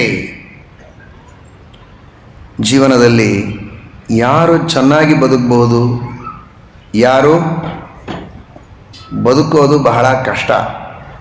ಇದನ್ನು ಭರತ ಬಹಳ ಚೆನ್ನಾಗಿ ಹೇಳ್ತಾನೆ. ಯಾವ ವ್ಯಕ್ತಿ ಸಾವಿರಾರು ಜನರಿಗೆ ಹೊಟ್ಟೆಗೆ ಹಾಕ್ತಾನೆ, ಯಾವ ವ್ಯಕ್ತಿಯ ಉಪಕಾರವನ್ನು ಆಶ್ರಯವನ್ನು ಅಪೇಕ್ಷಿಸಿ ಸಾಲು ಸಾಲಾಗಿ ಜನಗಳೆಲ್ಲ ಬಂದು ನಿಲ್ತಾರೆ ಸುತ್ತಮುತ್ತ ಅತ್ತ ಇತ್ತ, ಆ ವೈಭವದ ಬದುಕು ಅದು ನಿಜವಾದ ಬದುಕು. ಆ ಬಾಳು ನಿಜವಾದ ಬಾಳು. ಇನ್ನೊಬ್ಬರ ಮನೆಯ ಬಾಗಿಲಲ್ಲಿ ದಾರಿ ಕಾಯ್ತಾ ಅವರು ಕೊಟ್ಟರೆ ಅನ್ನ, ಕೊಟ್ಟರೆ ನೀರು, ಇಲ್ಲದಿದ್ದರೆ ಉಪವಾಸ ಅನ್ನುವ ಪರಿಸ್ಥಿತಿ ಇರುವಂತಹ ವ್ಯಕ್ತಿತ್ವ ಇದ್ದರೆ ಅಂಥವನ ಬಾಳು ಅದು ಹಾಳು. ಶ್ರೀರಾಮಚಂದ್ರ, ನೀನು ಇಡೀ ಜಗತ್ತಿಗೆ ಉಪಜೀವ್ಯನಾಗಿದ್ದಿ. ಇಡೀ ಜಗತ್ತು, ಎಲ್ಲ ವ್ಯಕ್ತಿಗಳು ನಿನ್ನನ್ನು ಆಶ್ರಯಿಸಿ ಬದುಕ್ತಾರೆ. ವರ್ಣೀಯೋ ಗುಣೋನ್ನತೆ, ಪ್ರತಿಯೊಂದು ವಿಷಯದಲ್ಲಿಯೂ ನಿನ್ನನ್ನು ಎಲ್ಲರೂ ಅಪೇಕ್ಷೆ ಪಡ್ತಾರೆ. ಐಶ್ವರ್ಯಕ್ಕಾಗಿ, ಜ್ಞಾನಕ್ಕಾಗಿ, ಮಾರ್ಗದರ್ಶನಕ್ಕಾಗಿ, ಉಪದೇಶಕ್ಕಾಗಿ, ಅನುಗ್ರಹಕ್ಕಾಗಿ, ಹೊಟ್ಟೆಗಾಗಿ, ಬಟ್ಟೆಗಾಗಿ, ನೆತ್ತೆಗಾಗಿ, ಎಲ್ಲದಕ್ಕೂ ನಿನ್ನನ್ನೇ ಜನರು ಆಶ್ರಯಿಸ್ತಾರೆ. ನಿನ್ನಂಥವರು ರಾಜ್ಯ ಆಳಿದರೆ ಅದು ಚೆನ್ನಾಗಿರ್ತದೆ. ಹೆಜ್ಜೆ ಹೆಜ್ಜೆಗೂ ಇನ್ನೊಬ್ಬರ ಸಹಾಯವನ್ನು ಬಯಸುವ, ಮತ್ತೊಬ್ಬರ ಆಶ್ರಯದಲ್ಲಿ ಬದುಕುವ ನಮ್ಮಂಥವರು ರಾಜರಾದರೆ ಏನು ಚೆನ್ನಾಗಿರ್ತದೆ. ಸುಜೀವಂ ನಿತ್ಯಶಸ್ತಸ್ಯ ಒಂದೊಂದು ಶ್ಲೋಕಗಳು ಈ ಅಧ್ಯಾಯದಲ್ಲಿ ಪ್ರಾಯ ಸುವರ್ಣಾಕ್ಷರದಲ್ಲಿ ಬರೆದಿಡುವಂತಹ ಶ್ಲೋಕಗಳು. ಅಂತಹ ದಿವ್ಯ ಸಂದೇಶಗಳನ್ನು ಭರತ ಚಕ್ರವರ್ತಿ ಅರ್ಥಾತ್ ಭರತ ಶ್ರೀರಾಮಚಂದ್ರನ ಅನುಜ ನಮಗೆ ಸಂದೇಶವನ್ನು ನೀಡ್ತಾ ಇದ್ದಾನೆ. ರಾಮತೇನ ತು ದುರ್ಜೀವಂ ಯಃ ಪರಾನುಪಜೀವತಿ. ಮನುಷ್ಯ ಪ್ರತಿಯೊಂದು ಹಂತದಲ್ಲಿ ಸಾಧ್ಯವಾದಷ್ಟು ಮಟ್ಟಿಗೆ ದೇವರ, ದೇವತೆಗಳ, ಋಷಿಗಳ, ಮುನಿಗಳ ಉಪಕಾರವನ್ನು, ಉಪಜೀವನವನ್ನು ತಪ್ಪಿಸೋದಕ್ಕಾಗೋದಿಲ್ಲ. ಅನಂತ ಕಾಲದವರೆಗೆ ಇರೋದೇ ದೇವರ ಉಪಕಾರ. ಇನ್ನುಳಿದವರದು ಕಲ್ಪಕಲ್ಪಗಳಲ್ಲಿ ಬದಲಾಗಬಹುದು. ಆದರೆ ಆ ದೇವತೆಗಳ ಉಪಕಾರ ನಮಗೆ ಬೇಕು, ಅನುಗ್ರಹ ಬೇಕೇ ಬೇಕು. ಆದರೆ ಈ ಸಂಸಾರದಲ್ಲಿ ಜೀವನ ಮಾಡುವಾಗ ಸಣ್ಣ ಸಣ್ಣ ವಿಷಯದಲ್ಲಿ ನಾವು ಸ್ವತಂತ್ರರಾಗುವ ಸಾಧ್ಯತೆ ಇರುವಾಗಲೂ ಇನ್ನೊಬ್ಬರ ಅಧೀನರಾಗಿ ಬದುಕಬಾರದು ಅಂತ ತಾನು ತನ್ನ ಕಾಲ ಮೇಲೆ ನಿಲ್ಲುವಂತಹ ಪ್ರಯತ್ನವನ್ನು ಮಾಡಬೇಕು. ತಾನು 4 ಜನರಿಗೆ ಅನ್ನ ನೀಡುವ ಸ್ಥಾನದಲ್ಲಿರಬೇಕು. ಹಾಗೆ ದುಡಿಮೆ ಇರಬೇಕು. ಉದ್ಯಮ, ಸಾಹಸಂ, ಧೈರ್ಯಂ. ಆ ತರಹದ ಪ್ರಯತ್ನ, ಆ ತರಹದ ಧೈರ್ಯವನ್ನು ಇಟ್ಟುಕೊಂಡು ತಾನು ಮುಂದೆ ಸಾಗಬೇಕು. 4 ಜನರಿಗೆ ತಾನು ವಿದ್ಯೆಯನ್ನು ಕೊಡಬೇಕು. 4 ಜನರಿಗೆ ತಾನು ಅನ್ನ ವಸ್ತ್ರಾದಿಗಳನ್ನು ಕೊಡೋ ರೀತಿಯಲ್ಲಿರಬೇಕು. 4 ಜನರಿಗೆ ಒಳ್ಳೆಯ ಉಪದೇಶ ಮಾಡೋ ಹಾಗಿರಬೇಕು. ಸಣ್ಣ ಮಗುವು ಬಂದು ಇವನಿಗೆ ಉಪದೇಶ ಮಾಡೋ ಸ್ಥಿತಿ ಬರಬಾರ್ದು. ಹೀಗಲ್ಲ ರೀ, ಹೀಗೆ ಮಾಡಬೇಕು ಅಂತ. ಯಾಕೆ ಆಲಸ್ಯ? ಓದಿಲ್ಲ ಅಥವಾ ಓದಿದರೂ ಹಾಗೆ ಆಚರಣೆ ಮಾಡ್ತಾ ಇಲ್ಲ ಅಂದರೆ ಒಬ್ಬ ಸಣ್ಣ ಮಗುವು ಇವನಿಗೆ ಉಪದೇಶ ಮಾಡೋ ಸ್ಥಿತಿ ಬರ್ತದೆ. ಜುಹುರಾಣಮೇನೋ ಭೂಯಿಷ್ಠಾಂತೆ ನಮ ಉಕ್ತಿಂ ವಿಧೇಮ ಅಂತ. ಜುಹುರಾಣಂ ಅಲ್ಪೀಕುರುವತ್. ವ್ಯಕ್ತಿಯ ವ್ಯಕ್ತಿತ್ವವನ್ನು ಸಣ್ಣದಾಗಿಸ್ತದೆ ಅವನು ಮಾಡುವ ಅಪರಾಧ, ತಪ್ಪು. ಅವನು ದೊಡ್ಡವನಾದರೂ ಬಹಳ ಚಿಕ್ಕವನಾಗ್ತಾನೆ. ಆ ರೀತಿ ಚಿಕ್ಕವನಾಗಿ ಇನ್ನೊಬ್ಬರಿಗೆ ಕಾಲು ತೊಳೆಯುವ, ಇನ್ನೊಬ್ಬರ ಮಾತು ಕೇಳುವ, ಇನ್ನೊಬ್ಬರಿಂದ ಉಪದೇಶ ಪಡೆಯುವ ಸ್ಥಾನದಲ್ಲಿರಬಾರದು. ಉಪದೇಶ ಮಾಡುವ ಸ್ಥಾನದಲ್ಲಿರಬೇಕು. ದೊಡ್ಡವರಿಂದ ಉಪದೇಶ ಪಡೆಯಲಿ, ಅದು ಶೋಭೆ. ಆದರೆ ಚಿಕ್ಕವರಿಂದ ಹೇಳಿಸಿಕೊಳ್ಳುವ ಸಂದರ್ಭ ಬರಬಾರದು. ನಮ್ಮಂಥವರು ರಾಜರಾದರೆ ಆ ಸ್ಥಿತಿ ಬರುತ್ತೆ. ಶ್ರೀರಾಮಚಂದ್ರ ಇನ್ನೊಂದು ಮಾತನ್ನು ಹೇಳುತ್ತೇನೆ. ನೀನೇ ರಾಜನಾಗಬೇಕು ಅಂತ ಕನಸು ಕಂಡವ ದಶರಥ. ನೀನಂತೀಯಲ್ಲ ದಶರಥನ ಮಾತು ಕೇಳಬೇಕು, ತಂದೆಯ ಮಾತು ಉಲ್ಲಂಘನೆ ಮಾಡಬಾರ್ದು, ಅದಕ್ಕಾಗಿ ನನ್ನನ್ನು ಒತ್ತಾಯಪಡಿಸಬೇಡ, ನಾನು ಅರಣ್ಯದಲ್ಲಿ. ತಂದೆ ಮಾತು ಕೇಳಬೇಕು ಅನ್ನೋದು ಒಂದೇ ಧರ್ಮನ? ತಂದೆಯ ಮನಸ್ಸಿನಲ್ಲೇ ಏನಿದೆ ಅಂತ ತಿಳಿದುಕೊಂಡು ಅದಕ್ಕೆ ಅನುಗುಣವಾಗಿ ವರ್ತನೆ ಮಾಡುವುದು ಧರ್ಮ ಅಲ್ವೇ? ದಶರಥನ ಮನಸ್ಸಿನಲ್ಲೇನಿತ್ತು? ಏನಿರೋದಕ್ಕೆ ಸಾಧ್ಯ ಇದೆ ಬೇರೆ ತಂದೆಗೆ ಮಕ್ಕಳ ವಿಷಯದಲ್ಲಿ? ಒಬ್ಬ ಮನುಷ್ಯ ಮನೆಯ ಅಂಗಳದಲ್ಲಿ ಒಳ್ಳೆಯ ಮಲ್ಲಿಗೆಯ ಹೂವಿನ ಪಾರಿಜಾತದ ಗಿಡವನ್ನು ನಡ್ತಾನೆ. ಯಾಕೆ ನಟ್ಟಿದ್ದಾನೆ? ಆ ಗಿಡವನ್ನು ನಡುವುದರ ಉದ್ದೇಶವೇ ಒಳ್ಳೆ ಹೂವುಗಳು ಬರಬೇಕು ಅಂತ. ಗಿಡ ಬೆಳೀತು, ದೊಡ್ಡದಾಯಿತು, ಹೂವು ಕೊಡದಂತೆ ಕಮರಿ ಹೋದರೆ ಅವನಿಗೇನು ಸಂತೋಷ ಇದೆ? ನಿನಗೆ ನಿನ್ನನ್ನು ಪಡೆಯಬೇಕು ಅಂತ ಎಷ್ಟೋ ತಪಸ್ಸು ಮಾಡಿ ಅಶ್ವಮೇಧ ಯಾಗವನ್ನು ಮಾಡಿ ಆ ವಿಷ್ಣುವಿನ ಮಹಾಪ್ರಸಾದದಿಂದ ಪಾಯಸದ ರೂಪದಲ್ಲಿ ಅನುಗ್ರಹವನ್ನು ಪಡೆದಾದ ಮೇಲೆ ಮಡದಿಯರು ನೀನು ಅವತಾರ ಮಾಡಿದಿ. ಏನು ಕನಸು ಕಂಡ? ನೀನು ನಿತ್ಯವೃದ್ಧ ಆದರೂ ಬೆಳೆದು ದೊಡ್ಡವನಾಗಿ ಮುಂದೆ ರಾಜ್ಯವನ್ನು ಪರಿಪಾಲನೆ ಮಾಡ್ತೀಯ, ಇಡೀ ಜಗತ್ತನ್ನು ಧರ್ಮದಿಂದ ಆಳ್ತೀಯ, ಎಲ್ಲರಿಗೂ ಸುಖವಾಗಿ ಇರೋ ಹಾಗೆ ಮಾಡ್ತಿದ್ದಿ ಅಂತ ಕನಸು ಕಂಡಿದ್ದ. ಅಂಥ ನೀನು ಇದ್ದಕ್ಕಿದ್ದಾಗೆ ನಾನು ರಾಜ್ಯವನ್ನು ಸ್ವೀಕಾರ ಮಾಡೋದಿಲ್ಲ ಅಂದರೆ ನಿನ್ನನ್ನು ದಶರಥ ಪಡೆದದ್ದು ಯಾಕೆ? ಯಥಾತು ರೋಪಿತೋ ವೃಕ್ಷ ಪುರುಷೇಣ ವಿವರ್ಧಿತ ಹ್ರಸ್ವಕೇನ ದುರಾರೋಹ ರೂಢಸ್ಕಂಧೋ ಮಹಾಧ್ರುವ. ಕುಳ್ಳ ವ್ಯಕ್ತಿ ಹತ್ತೋದಕ್ಕೆ ಸಾಧ್ಯ ಇಲ್ಲ, ಕಾಯ್ತಾ ಇರ್ತಾನೆ. ಯಾವಾಗ ಹೂವು ಹಣ್ಣುಗಳು ಬೆಳೆಯುತ್ತೆ, ಆ ಹೂವು ಹಣ್ಣುಗಳು ಉದುರ್ತವೆ, ನಾನು ಅದನ್ನು ತಗೋಬೇಕು ಅಂತ. ಆ ಸಂದರ್ಭದಲ್ಲಿ ಸ ಯದಾ ಪುಷ್ಪಿತೋ ಭೂತ್ವ ಫಲಾನಿನ ವಿದರ್ಶಯೇ ಸತಾಂ ನಾನುಭವೇತ್ ಪ್ರೀತಿಂ ಯಸ್ಯ ಹೇತೋಃ ಪ್ರರೋಪಿತಃ. ನೀನು ಆ ರೀತಿಯ ಕೆಲಸವನ್ನು ಮಾಡಿದಂತೆ ಆಗ್ತದೆ. ಶ್ರೀರಾಮಚಂದ್ರ ರಾಜ್ಯವನ್ನು ಸ್ವೀಕಾರ ಮಾಡದೇ ಇದ್ದರೆ ಆ ರೀತಿ ಸರ್ವಥಾ ಮಾಡಬೇಡ. ಎಲ್ಲ ನನ್ನ ಮಾತು ಅಂತ ತಿಳಿಯಬೇಡ. ಸಾಕ್ಷಿಯಾಗಿ ಎಷ್ಟು ಜನ ಇದ್ದಾರೆ. ಇವತ್ತಿನ ಕಾಲಕ್ಕೆಲ್ಲ ಏನಾದರೂ ಮನವಿ ಸಲ್ಲಿಸಬೇಕಾದ್ರೆ ಎಲ್ಲರ ಸಿಗ್ನೇಚರ್ ತೆಗೆದುಕೊಂಡು ಹೋಗ್ತಾರೆ. ಅದ್ಭುತವಾದಂತಹ ಕೋರ್ಸ್ಗಳೇ ಇವೆ ಕೆಲವು ಅಂತ ಅಂದ್ಕೊಳ್ತೇನೆ ನಾನು. ಏನು ಕೋರ್ಸು? ಹೇಗೆ ಬೇರೆಯವರ ಸಿಗ್ನೇಚರ್ಗಳನ್ನು ಫೋರ್ಜರಿ ಮಾಡಬೇಕು ಅನ್ನೋದಕ್ಕೇನೆ 3 ವರ್ಷದ ಕೋರ್ಸ್ಗಳು, ಡಿಗ್ರಿ ಇದೆ ಅದಕ್ಕೆ. ಅದು ನಿಮಗೆಲ್ಲ ಗೊತ್ತಿಲ್ಲ, ರಹಸ್ಯವಾಗಿ ಇರುತ್ತೆ. ಅದು ಕೆಲವರಿಗೇ ಗೊತ್ತದೆ, ನಮಗೂ ಗೊತ್ತಿಲ್ಲ. ಮತ್ತು ಎಲ್ಲರ ಸಿಗ್ನೇಚರ್ ತಾವೇ ಮಾಡಿ ಸಹಸ್ರಾರು ಜನರು ಇದಕ್ಕೆ ಸಪೋರ್ಟ್ ಮಾಡ್ತಾ ಇದ್ದಾರೆ ಅಂತ ಅದನ್ನು ಸಮಾಜದ ಮುಂದೆ ಪ್ರಚುರಪಡಿಸ್ತಾರೆ. ಅವತ್ತಿನ ಕಾಲದಲ್ಲಿ ಅಂತಹ ಅಪ್ರಾಮಾಣಿಕತೆ ಇರಲಿಲ್ಲ. ಪ್ರಾಮಾಣಿಕತೆಯ ಸಾಮ್ರಾಜ್ಯ ಅದು.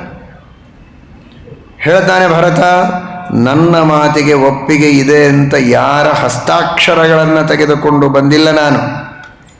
ನನ್ನ ಮಾತಿಗೆ ಒಪ್ಪಿಗೆ ಇದೆ ಅಂತ ಹೇಳುವುದಕ್ಕೆ ಇಡೀ ಅಯೋಧ್ಯೆ ನನ್ನ ಜೊತೆಗೆ ಬಂದಿದೆ, ನನ್ನ ಹಿಂದೆ ನಿಂತಿದೆ. ಎಲ್ಲ ಮಂತ್ರಿಗಳಿದ್ದಾರೆ, ಎಲ್ಲ ಸೇನಾಧಿಪತಿಗಳಿದ್ದಾರೆ, ಸೈನಿಕರಿದ್ದಾರೆ, ಪ್ರಜೆಗಳಿದ್ದಾರೆ, ಗುರುಗಳಿದ್ದಾರೆ, ವಸಿಷ್ಠರು, ತಾಯಂದಿರಿದ್ದಾರೆ, ಎಲ್ಲರೂ ಇದ್ದಾರೆ. ಶತ್ರುಘ್ನ ಇದ್ದಾನೆ. ನಾನಂತೂ ಪ್ರತ್ಯಕ್ಷವಾಗಿ ಮಾತನಾಡ್ತಾ ಇದ್ದೇನೆ. ಇನ್ನೇನು ಬೇಕು? ಇಡೀ ಅಯೋಧ್ಯೆ ಜೊತೆಗಿದೆ. ಎಲ್ಲರೂ ನಿನ್ನನ್ನೇ ಬಯಸಿ ನೀನೇ ರಾಜನಾಗಬೇಕು ಅಂತ ಅಪೇಕ್ಷೆ ಪಡ್ತಾ ಇರುವಾಗ ಇದನ್ನು ಮನ್ನಿಸಬೇಕು ಅಂತ ಭರತ ಭಕ್ತಿಭರಿತನಾಗಿ ಭಾರದ ಧ್ವನಿಯಲ್ಲಿ ಭಾರದ ಪ್ರಾರ್ಥನೆಯನ್ನು ಇಡೀ ಜಗತ್ತಿನ ಭಾರ ಹೊರುವ ಪರಮಾತ್ಮನ ಎದುರಿನಲ್ಲಿ ಇಟ್ಟಾಗ ಭಗವಂತ ಪರಾಸ್ಯ ಭಾರಂ ಪುನರಸ್ತಭೀತಿ ಎನ್ನುವ ರೀತಿಯಲ್ಲಿ ಆ ಭಾರವನ್ನು ಪಕ್ಕಕ್ಕೆ ಸರಿಸ್ತಾ ಇದ್ದಾನೆ. ಬೇಕು ಅಂದರೆ ಇಡೀ ಜಗತ್ತಿನ ಭಾರವನ್ನು ಹೊರುವ ಶಕ್ತಿ ನನ್ನಲ್ಲಿದೆ. 14 ಲೋಕಗಳ ನಾಲ್ವ ತಂದೆಗೆ ನಾನೊಬ್ಬ ಭಾರವಾದೆನೆ ಅಂತ. ಆದರೆ ಭರ್ತಾಸನ್ ಭ್ರಿಯಮಾಣೋ ಬಿಭರ್ತಿ ಯದಾ ಭಾರಂ ತಂದ್ರಯತೆ ಸಭರ್ತುಂ ಪರಾಸ್ಯ ಭಾರಂ ಪುನರಸ್ತಮೇತಿ. ಅವನಂದ, ಬೇಡ ನನಗೆ ಈ ಭಾರ ಅಂದ ದೇವರು. ನಾನು ಸ್ವೀಕಾರ ಮಾಡುವುದಿಲ್ಲ, ನನಗೀಗ ಆ ಸಂಕಲ್ಪ ಇಲ್ಲ. ನಾತ್ಮನಃ ಕಾಮಕಾರೋ ಹಿ ಪುರುಷೋಯಮನೀಶ್ವರ ಇತಶ್ಚೇತರತಶ್ಚೈನಂ ಕೃತಾಂತ ಪರಿಕರ್ಷತಿ. ಭರತನ ಮಾತುಗಳು ಸುವರ್ಣಾಕ್ಷರಗಳಲ್ಲಿ ಬರೆದಿಡೋದಾದರೆ ಶ್ರೀರಾಮಚಂದ್ರನ ಮಾತುಗಳು ವಜ್ರಾಕ್ಷರಗಳಲ್ಲಿ ಬರೆದಿಡಬೇಕು. ಶ್ರೀರಾಮಚಂದ್ರ ಅಂತಾನೆ, ಯಾವ ವ್ಯಕ್ತಿಯು ಜೀವನದಲ್ಲಿ ಕೇವಲ ತನ್ನ ಇಚ್ಛೆಗೆ ಬಂದಂತೆ ಬದುಕುವುದಲ್ಲ, ಬದುಕುವ ರೀತಿಯಲ್ಲಿ ಬದುಕಬೇಕು. ಬದುಕುವ ರೀತಿಯನ್ನು ತಿಳಿಸೋದು ಅದು ಶಾಸ್ತ್ರದ ನೀತಿ. ಆ ಭೀತಿಯಲ್ಲಿ ಇವನು ಸರಿಯಾದ ದಾರಿಯಲ್ಲಿ ನಡೆಯಬೇಕೇ ಹೊರತು ತನ್ನ ಇಚ್ಛೆಗೆ ಬಂದಂತೆ ಮನುಷ್ಯ ನಡೆಯುವುದಲ್ಲ.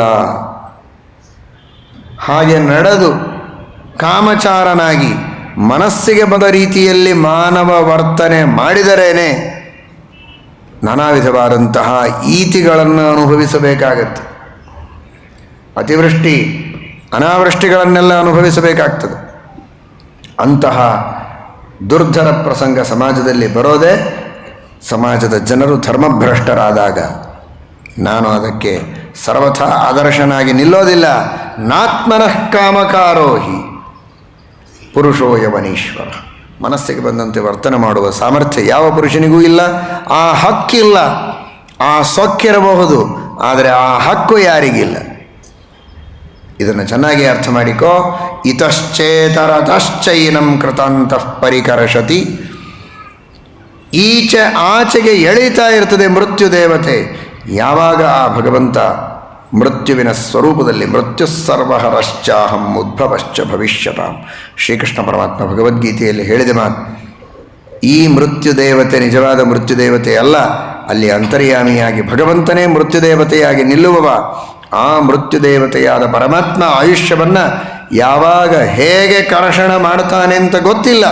ಅಂತಹ ಪರಮಾತ್ಮ ಕ್ಷಣ ಕ್ಷಣದಲ್ಲಿ ಆಯುಷ್ಯವನ್ನು ಹರಣ ಮಾಡ್ತಾ ಇರುವಾಗ ಯಾವ ಮಾನವ ತನ್ನ ಇಚ್ಛೆಗೆ ಬಂದಂತೆ ನಾನು ಇರ್ತೇನೆ ಅಂತ ಧೈರ್ಯದಿಂದ ಹೇಳುವುದಕ್ಕೆ ಸಾಧ್ಯ? ಇವನು ತನ್ನ ಆಲೋಚನೆಯಂತೆ ತಾನು ಇದು ನನಗೆ ಹಿತ, ಮಂಗಲ, ಶ್ರೇಯಸ್ಸು ಅಂತ ನಿರ್ಧಾರ ಮಾಡಿಕೊಂಡು ಆ ದಾರಿಯಲ್ಲಿ ನಡೆಯುವುದರೊಳಗೆ ಇವನ ಆಯುಷ್ಯ ಮುಗಿದು ಹೋಗಿರುತ್ತದೆ. ತಿಳಿಯೋದರೊಳಗೆ ಅದನ್ನು ಮಾಡೋದಕ್ಕೆ ಸಮಯನೇ ಇರೋದಿಲ್ಲ, ತಿಳಿಯೋದೂ ಇಲ್ಲ ಅಂತ ಅಂದ್ಕೊಳ್ಳಿ. ಅಂತಹ ಅದ್ಭುತವಾದ ಪ್ರಪಂಚ ಇದೆ, ವಿಶಾಲವಾದ ವಿಶ್ವ ಇದೆ, ಅನಾದಿ ನಿತ್ಯವಾದ ಕಾಲ ಇದೆ. ಸಾವಿರ ಸಾವಿರ ಅಲ್ಲ, ಅನಂತ ಜಗತ್ತುಗಳು ಈ ಪ್ರವಾಹದಲ್ಲಿ ಉರುಳಿವೆ. ಇಂತಹ ದೊಡ್ಡ ಜಗತ್ತಿನೊಳಗೆ, ಕಾಲಪ್ರವಾಹದೊಳಗೆ, ಜಗತ್ತಿನ ಪ್ರವಾಹದೊಳಗೆ ಒಂದು ಸಣ್ಣ ಪರಮಾಣುವಿನಂತಿರುವ ಈ ಮಾನವ ಅತ್ಯಲ್ಪ ಕಾಲದಲ್ಲಿ ಮಿಂಚಿ ಹೋಗುವ ಈ ಸಣ್ಣ ವ್ಯಕ್ತಿ ತನ್ನ ಆಲೋಚನೆಯಿಂದ ಏನು ನಿರ್ಧಾರವನ್ನು ಮಾಡ್ತಾನೆ? ಇವನಿಗೆ ಅರ್ಥವೇ ಆಗಿಲ್ಲ ಜಗತ್ತು ಪೂರ್ಣವಾಗಿ. ತಸ್ಮಾತ್ ಶಾಸ್ತ್ರಂ ಪ್ರಮಾಣಂತೆ ಕಾರ್ಯಕಾರ್ಯ ವ್ಯವಸ್ಥಿತ. ಯಾವುದನ್ನು ಮಾಡಬೇಕು, ಯಾವುದನ್ನು ಮಾಡಬಾರದು ಅನ್ನುವುದಕ್ಕೆ ಶಾಸ್ತ್ರ ಇದು ಮಾರ್ಗದರ್ಶಕವೇ ಹೊರತು ತನ್ನ ಅಲ್ಪ ಬುದ್ಧಿಯಲ್ಲ. ಅಲ್ಪ ಬುದ್ಧಿಗೆ ತೋರಿದಂತೆ ಮಾತನಾಡಬಾರದು. ಭರತ, ಎಚ್ಚರಿಕೆ. ದಶರಥ ಮರಣವನ್ನು ಹೊಂದಿದ. ಆ ದಶರಥನ ಮನಸ್ಸನ್ನು ನೀನು ಪೂರ್ಣ ಮಾಡಬೇಕು. ಸಾಯೋರು ಸಾಯ್ತಾರೆ, ಅದನ್ನೇ ಲಾಭ ತೆಗೆದುಕೊಂಡು ಕೆಲವರು ಬಹಳ ಕೆಲಸ ಮಾಡಿಕೊಳ್ತಾರೆ. ನೋಡು, ನಿನ್ನ ಮದುವೆ ಆಗಬೇಕು ಅಂತಲೇ ಬಹಳ ಅಪೇಕ್ಷೆ ಪಟ್ಟಿದ್ರು, ನೀನು ಒಪ್ಕೊಳ್ಳಿಲ್ಲ, ಅವರು ಸತ್ತೋದ್ರು. ಮಾಡ್ಕೊ ಅಂದರೆ ಅವನು ಬಹಳ ಭಾವನಾಪರವಶನಾಗಿ ಪಾಪ ಮಾಡ್ಕೊಂಡ್ಬಿಡ್ತಾನೆ ಹೇಳಿದ್ದು ಕೇಳಿ.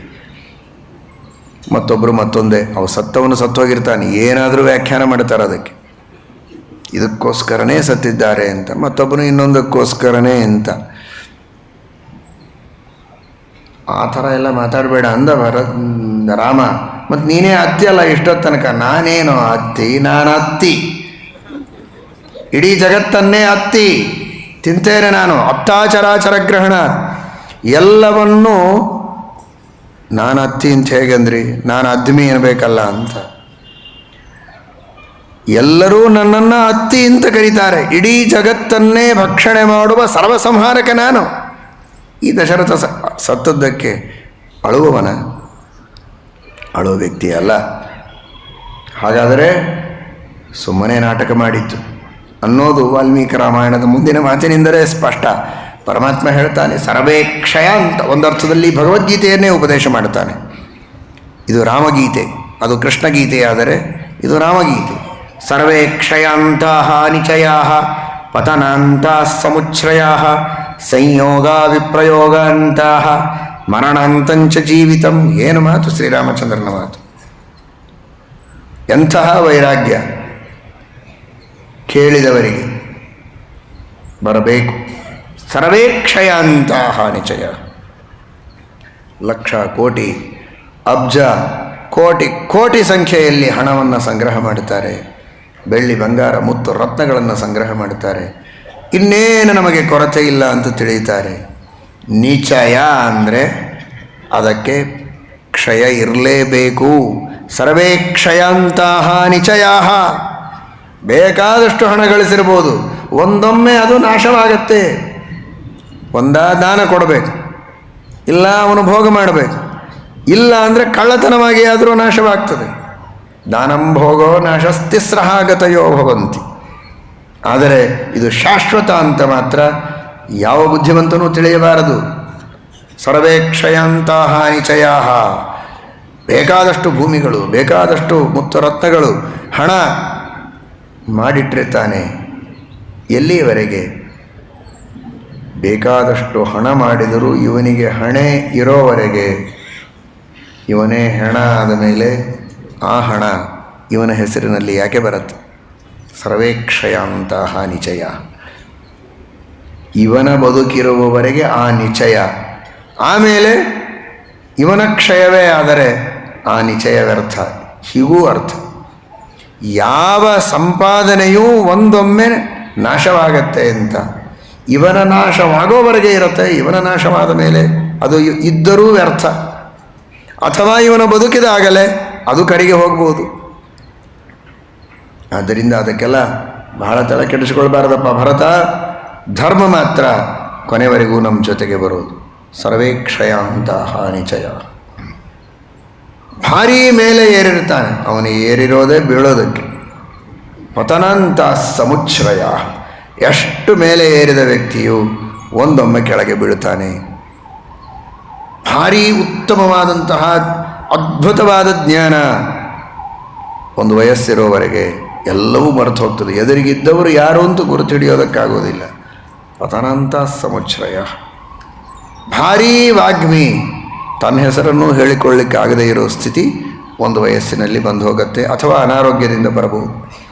ಪತನಾಂತ ಸಮುಚ್ಛ್ರಯ. ಆದ್ದರಿಂದ ಸಂಯೋಗ ವಿಪ್ರಯೋಗಾಂತಹ. ಅನೇಕ ಜನರ ಜೊತೆಗಿರ್ತಾನೆ. ಗಂಡ ಹೆಂಡತಿ, ಮಕ್ಕಳು, ಬಂಧುಗಳು, ಬಾಂಧವರು, ಇಷ್ಟರು, ಮಿತ್ರರು, ಪ್ರಜೆಗಳು, ಅನುಯಾಯಿಗಳು, ಆಳು ಮನುಷ್ಯರು, ದಾಸರು, ಭಾರೀ ವೈಭವದಿ ಹೀಗೇ ಇರ್ತೇವೆ ಅಂತ ತಿಳಿದ್ರೆ ದುಃಖ ಭಾಳ ಆಗುತ್ತೆ. ಇಷ್ಟು ಜನ ಇಲ್ಲಿ ಕುಳಿತಿದ್ದೇವೆ, ಇದೇ ನಮ್ಮ ನಿತ್ಯದ ಸಂಸಾರ. ನಾವು ಹೀಗೇ ಇರೋದು. ನೀವು ಹೀಗೇ ಕೇಳ್ತೀರಿ, ನಾವು ಹೀಗೇ ಹೇಳ್ತಾ ಇರ್ತೇವೆ. ಆಚೆ ಈಚೆಗೆ ಸರಿಯೋದಿಲ್ಲ. ಇದು ಸ್ಥಿರವಾದ ಸೌಭಾಗ್ಯ ಅಂತ ತಿಳ್ಕೊಂಡ್ರೆ ಯಾರೋ ಒಬ್ಬರು ಎದ್ದು ಹೋದ ತಕ್ಷಣ ದುಃಖ ಆಗುತ್ತೆ. ಎಲ್ಲರೂ ಎದ್ದು ಹೋಗುವವರೆ ಇನ್ನು 10 ನಿಮಿಷ ಇರ್ತಾರೆ, ಆಮೇಲೆ ಅವರ ಆಚೆಗೆ ನಾವು ಇನ್ನೊಂದು ಕಡೆಗೆ ಅಂತ ಧೈರ್ಯದಿಂದ ಕುಳಿತಿದ್ರೆ ಎಲ್ಲರೂ ಹೋದರೆ ಸಂತೋಷ. ಸಮಯ ಆಯಿತು, ಹೊರಟಿದ್ದಾರೆ ಅಂತ ಆನಂದವಾಗುತ್ತೆ. ಇವರು ಯಾರೂ ಎದ್ದು ಹೋಗೋದಿಲ್ಲ, ಹೀಗೇ ಇರ್ತಾರೆ. ನಂದು 8-10 ತಾಸು ನಾವು ಹೀಗೇ ಪ್ರವಚನ ಮಾಡ್ಬೋದು ಅಂತ ತಿಳ್ಕೊಂಡ್ರೆ ಒಬ್ಬೊಬ್ಬರೇ ಹೇಳ್ತಾ ಇದ್ದರೆ ಒಬ್ಬೊಬ್ಬರು ಎದ್ದಾಗಲೂ ದುಃಖವಾಗುತ್ತೆ. ಯಾರು ಎದ್ದರೂ ದುಃಖ ಪಡಬಾರ್ದು, ಯಾಕಂದರೆ ಎಲ್ಲರೂ ಹೇಳುವವರೇ. ಕೂತರು ದುಃಖ ಪಡಬೇಕು, ಯಾಕೆ ಕೂತಿದ್ದಾರಪ್ಪ ಅಂತ. ಸಂಯೋಗ ವಿಪ್ರಯೋಗ ಅಂತಹ ಮರಣಾಂತಂಚ ಜೀವಿತ. ಬದುಕು ಅಂದರೆ ಅದರ ಅವಭೃತವೇ ಮರಣ. ಅದು ಸಹಜವಾದ ಪ್ರಕ್ರಿಯೆ. ಬದುಕಿದ್ದಾನೆ ಅಂದರೆ ಒಂದು ದಿವಸ ಸಾಯ್ತಾನೆ ಅನ್ನೋದಕ್ಕೆ ಬದುಕಿಗೆ ಮಹತ್ವ ಇದೆ. ಆದ್ದರಿಂದ ಮರಣಕ್ಕೆ ನಾವು ದುಃಖ ಪಡುವುದಲ್ಲ. ನನಗಂತೂ ದುಃಖವೇ ಇಲ್ಲ. ಯಥಾ ಫಲಾನಾಂ ಪಕ್ವಾನಾಂ. ಇದನ್ನು ಆಗಾಗ ಈ ಶ್ಲೋಕಗಳು, ಈ ತತ್ವಗಳನ್ನು ಚಿಂತನೆ ಮಾಡ್ತಾ ಇದ್ದರೆ ಮನುಷ್ಯನಿಗೆ ವೈರಾಗ್ಯ ದೃಢವಾಗತ್ತೆ. ಕಾಮ ದೂರ ಆಗಬೇಕು, ನಿಷ್ಕಾಮತೆ ವೈರಾಗ್ಯ ಬರಬೇಕು ಅನ್ನುವುದಕ್ಕೋಸ್ಕರ ಶ್ರೀರಾಮಚಂದ್ರ ಉಪದೇಶವನ್ನು ಕಾಮನಿಗೇ ಮಾಡ್ತಾ ಇದ್ದಾನೆ. ಭರತ ಕಾಮನ ಅವತಾರ. ಕಾಮನಿಗೇನೆ ಈ ಉಪದೇಶ ಕೊಡುವ ಮೂಲಕ ಎಲ್ಲರ ಮನಸ್ಸಿನಲ್ಲಿ ಬಹಳ ಭಾರವಾಗಿ ಭರತನಂತೆ ಕುಳಿತ ಕಾಮ ಇದೆಯಲ್ಲ, ಆ ಕಾಮಕ್ಕೆ ಮಾಡುವ ಉಪದೇಶ. ಭರತನಿಗೆ ಮಾತ್ರ ಅಲ್ಲ ಈ ಉಪದೇಶ, ಎಲ್ಲರ ಮನಸ್ಸಿನೊಳಗೆ ಭಾರವಾಗಿ ಭರತನಂತೆ ಕುಳಿತ ಕಾಮ ಇದ್ದಾನಲ್ಲ, ಆ ಕಾಮನನ್ನು ಓಡಿಸುವುದಕ್ಕೆ ಪ್ರತೀಕದ ರೂಪದಲ್ಲಿ ಭರತನಿಗೆ ಉಪದೇಶವನ್ನು ಶ್ರೀರಾಮಚಂದ್ರ ಮಾಡ್ತಾ ಇದ್ದಾನೆ. ಯಥಾ ಫಲಾನಾಂ ಪಕ್ವಾನಾಂ ನಾನ್ಯತ್ರ ಪತನಾದ್ಭಯಂ ಏವಂ ನರಸ್ಯ ಜಾತಸ್ಯ ನಾನ್ಯತ್ರ ಮರಣಾದ್ಭಯಂ. ಬೀಜ ಬಿತ್ತಾರೆ, ಸಸಿ ಆಗತ್ತೆ, ಮರವಾಗತ್ತೆ, ಹೂವುಗಳು ಬಿಡ್ತವೆ, ಹಣ್ಣು ಬಿಡ್ತದೆ. ಹಣ್ಣು ಪಕ್ವ ಆದಮೇಲೆ ಕೆಳಗೆ ಬಿತ್ತು. ಅಯ್ಯೋ ಹಣ್ಣು ಕೆಳಗೆ ಬಿತ್ತು ಅಂತ ಹತ್ರ ಅವನನ್ನು ನೋಡಿ ಅಳಬೇಕಾಗ್ತದೆ. ಅಯ್ಯೋ ಇವನ ತಲೆ ಕೆಟ್ಟಿದೆಯಲ್ಲ, ಏನು ಮಾಡಬೇಕು ಅಂತ. ಹಣ್ಣು ಬಿದ್ದರೆ ಅಳ್ತಾರ, ತಿನ್ನಬೇಕಷ್ಟೇ. ಹೊಸ ಹೂವು ಬಿಟ್ಟು ಮತ್ತೆ ಹೊಸ ಹಣ್ಣು ಬರುವುದಕ್ಕೆ ದಾರಿ ಮಾಡಿಕೊಟ್ಟಿದೆ ಅಂತ ಅರ್ಥ. ಆಲೋಚನೆ ಮಾಡಿ ಸ್ವಲ್ಪ. ಏನು ನಾವು ನೀವೆಲ್ಲ ಫೌಂಡೇಶನ್ ಒಳಗೆ ಬೀಳಬೇಕಾಗಿತ್ತು. ಹಿಂದೆ ಹುಟ್ಟಿದವರು ಯಾರೂ ಕೂಡ ಸಾಯೋದಿಲ್ಲ ಅಂತ ಒಂದು ಸ್ಥಿತಿಯಾಗಿದ್ದರೆ ಮುಂದೆ ಮುಂದೆ ಹುಟ್ಟಿದವರಿಗೆ ಇರಲಿಕ್ಕೆ ಸ್ಥಳ ಎಲ್ಲಿದೆ? ಅವರು ನಮ್ಮ ತಲೆ ಮೇಲೆ, ಅವ್ರ ತಲೆ ಮೇಲೆ, ಅದರ ಮೇಲೆ ಹುಟ್ಟಿದವರು. ನಾವೆಲ್ಲೋ ಕೆಳಗೆ ಬಿದ್ದಿರ್ತೇವೆ ಫೌಂಡೇಶನ್ ಆಗಿ. ಮೇಲೆ ಕಟ್ಟಡ ಇರ್ತದೆ, ಇಟ್ಟಿಗೆಗಳ ಕಟ್ಟಡ ಅಲ್ಲ, ಮಾನವರ ಕಟ್ಟಡ. ಅರ್ಥ ಆಯ್ತಾ? ಎಲ್ಲಿಯೋ ಕೆಳಗೆ ಬಿದ್ದಿರ್ತೀವಿ. ಆ ಸಂದರ್ಭ ಬರ್ತದೆ. ದೇವರು ಹಾಗೆ ಮಾಡಿಲ್ಲ. ಮುಂದೆ ಬರುವವರಿಗೆ ಸ್ಥಳ ಇರಬೇಕು ಅಂತ ಹಿಂದಿನವರನ್ನು ಖಾಲಿ ಮಾಡ್ತಾ ಇರ್ತಾನೆ. ಮತ್ತೆ ಮತ್ತೆ ಬಂದಂಥವರಿಗೆ ಅವಕಾಶವಾಗ್ತಾ ಇದೆ. ಸಂತೋಷ ಪಡಬೇಕು, ಅಳೋದೇನಿದೆ ಅದರಲ್ಲಿ. ಯಥಾ ಫಲಾನಾಂ ಪಕ್ವಾನಾಂ ನಾನ್ಯತ್ರ ಪತನಾತ್ ಭಯಂ. ಅದಕ್ಕೆ ಹೇಳಿದೆ ಇದು ರಾಮಗೀತೆ ಅಂತ. ವಾಸಾಂಸಿ ಜೀರ್ಣಾನಿ ಯಥಾ ವಿಹಾಯ ನವಾನಿ ಗೃಹಾತಿ ನರೋಪರಾಣಿ. ಕೃಷ್ಣ ಹೇಳಿದ ಮಾತು ರಾಮ ಹೇಳ್ತಾ ಇದ್ದಾನೆ. ಮತ್ತೊಂದು ಉದಾಹರಣೆ ಕೊಡ್ತಾನೆ ಅಷ್ಟೇ. ಯಥಾ ಫಲಾನಾಂ ಪಕ್ವಾನಾಂ ನಾನ್ಯತ್ರ ಪತನಾತ್ ಭಯಂ ಏವಂ ನರಸ್ಯ ಜಾತಸ್ಯ ನಾನ್ಯತ್ರ ಮರಣಾತ್ ಭಯಂ.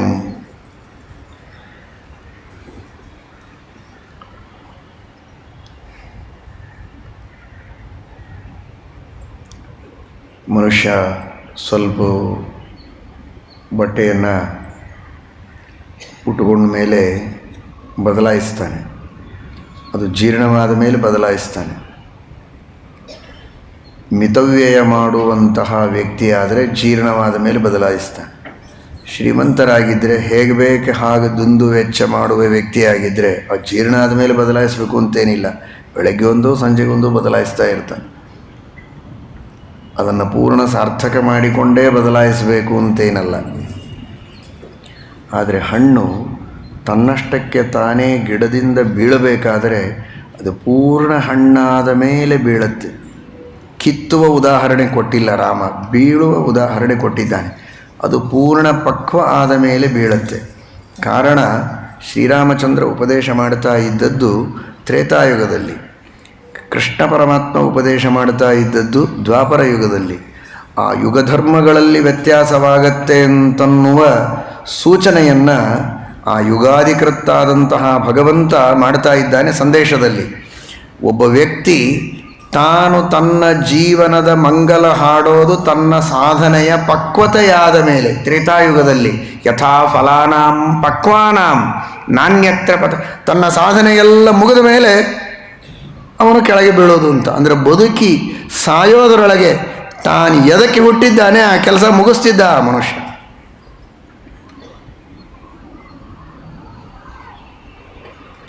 ನೀನು ಯಾಕೆ ಹುಟ್ಟಿದ್ದೀಯಾ? ನಿನ್ನ ಕೆಲಸ ಮುಗೀತಾ? ಹುಟ್ಟಿದ್ದರೆ ಕೆಲಸ ಎಲ್ಲ ಮುಗೀತಾ? ಇನ್ನೂ ಮುಗಿದಿಲ್ವಾ?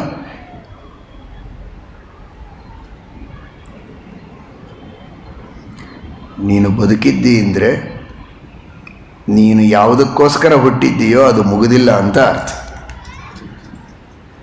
ನೀನು ಬದುಕಿದ್ದೀಯಾ, ಇನ್ನೂ ಉಸಿರಾಡ್ತಾ ಇದ್ದೀಯಾ ಅಂದರೆ ನೀನು ಬದುಕಿದ ಉದ್ದೇಶ ಮುಗಿದಿಲ್ಲ ಅಂತ ಅರ್ಥ. ಮುಗಿದಿದ್ದರೆ ದೇವರು ಅಲ್ಲಿಗೆ ಕರೆದುಕೊಂಡು ಹೋಗ್ತಿದ್ದ.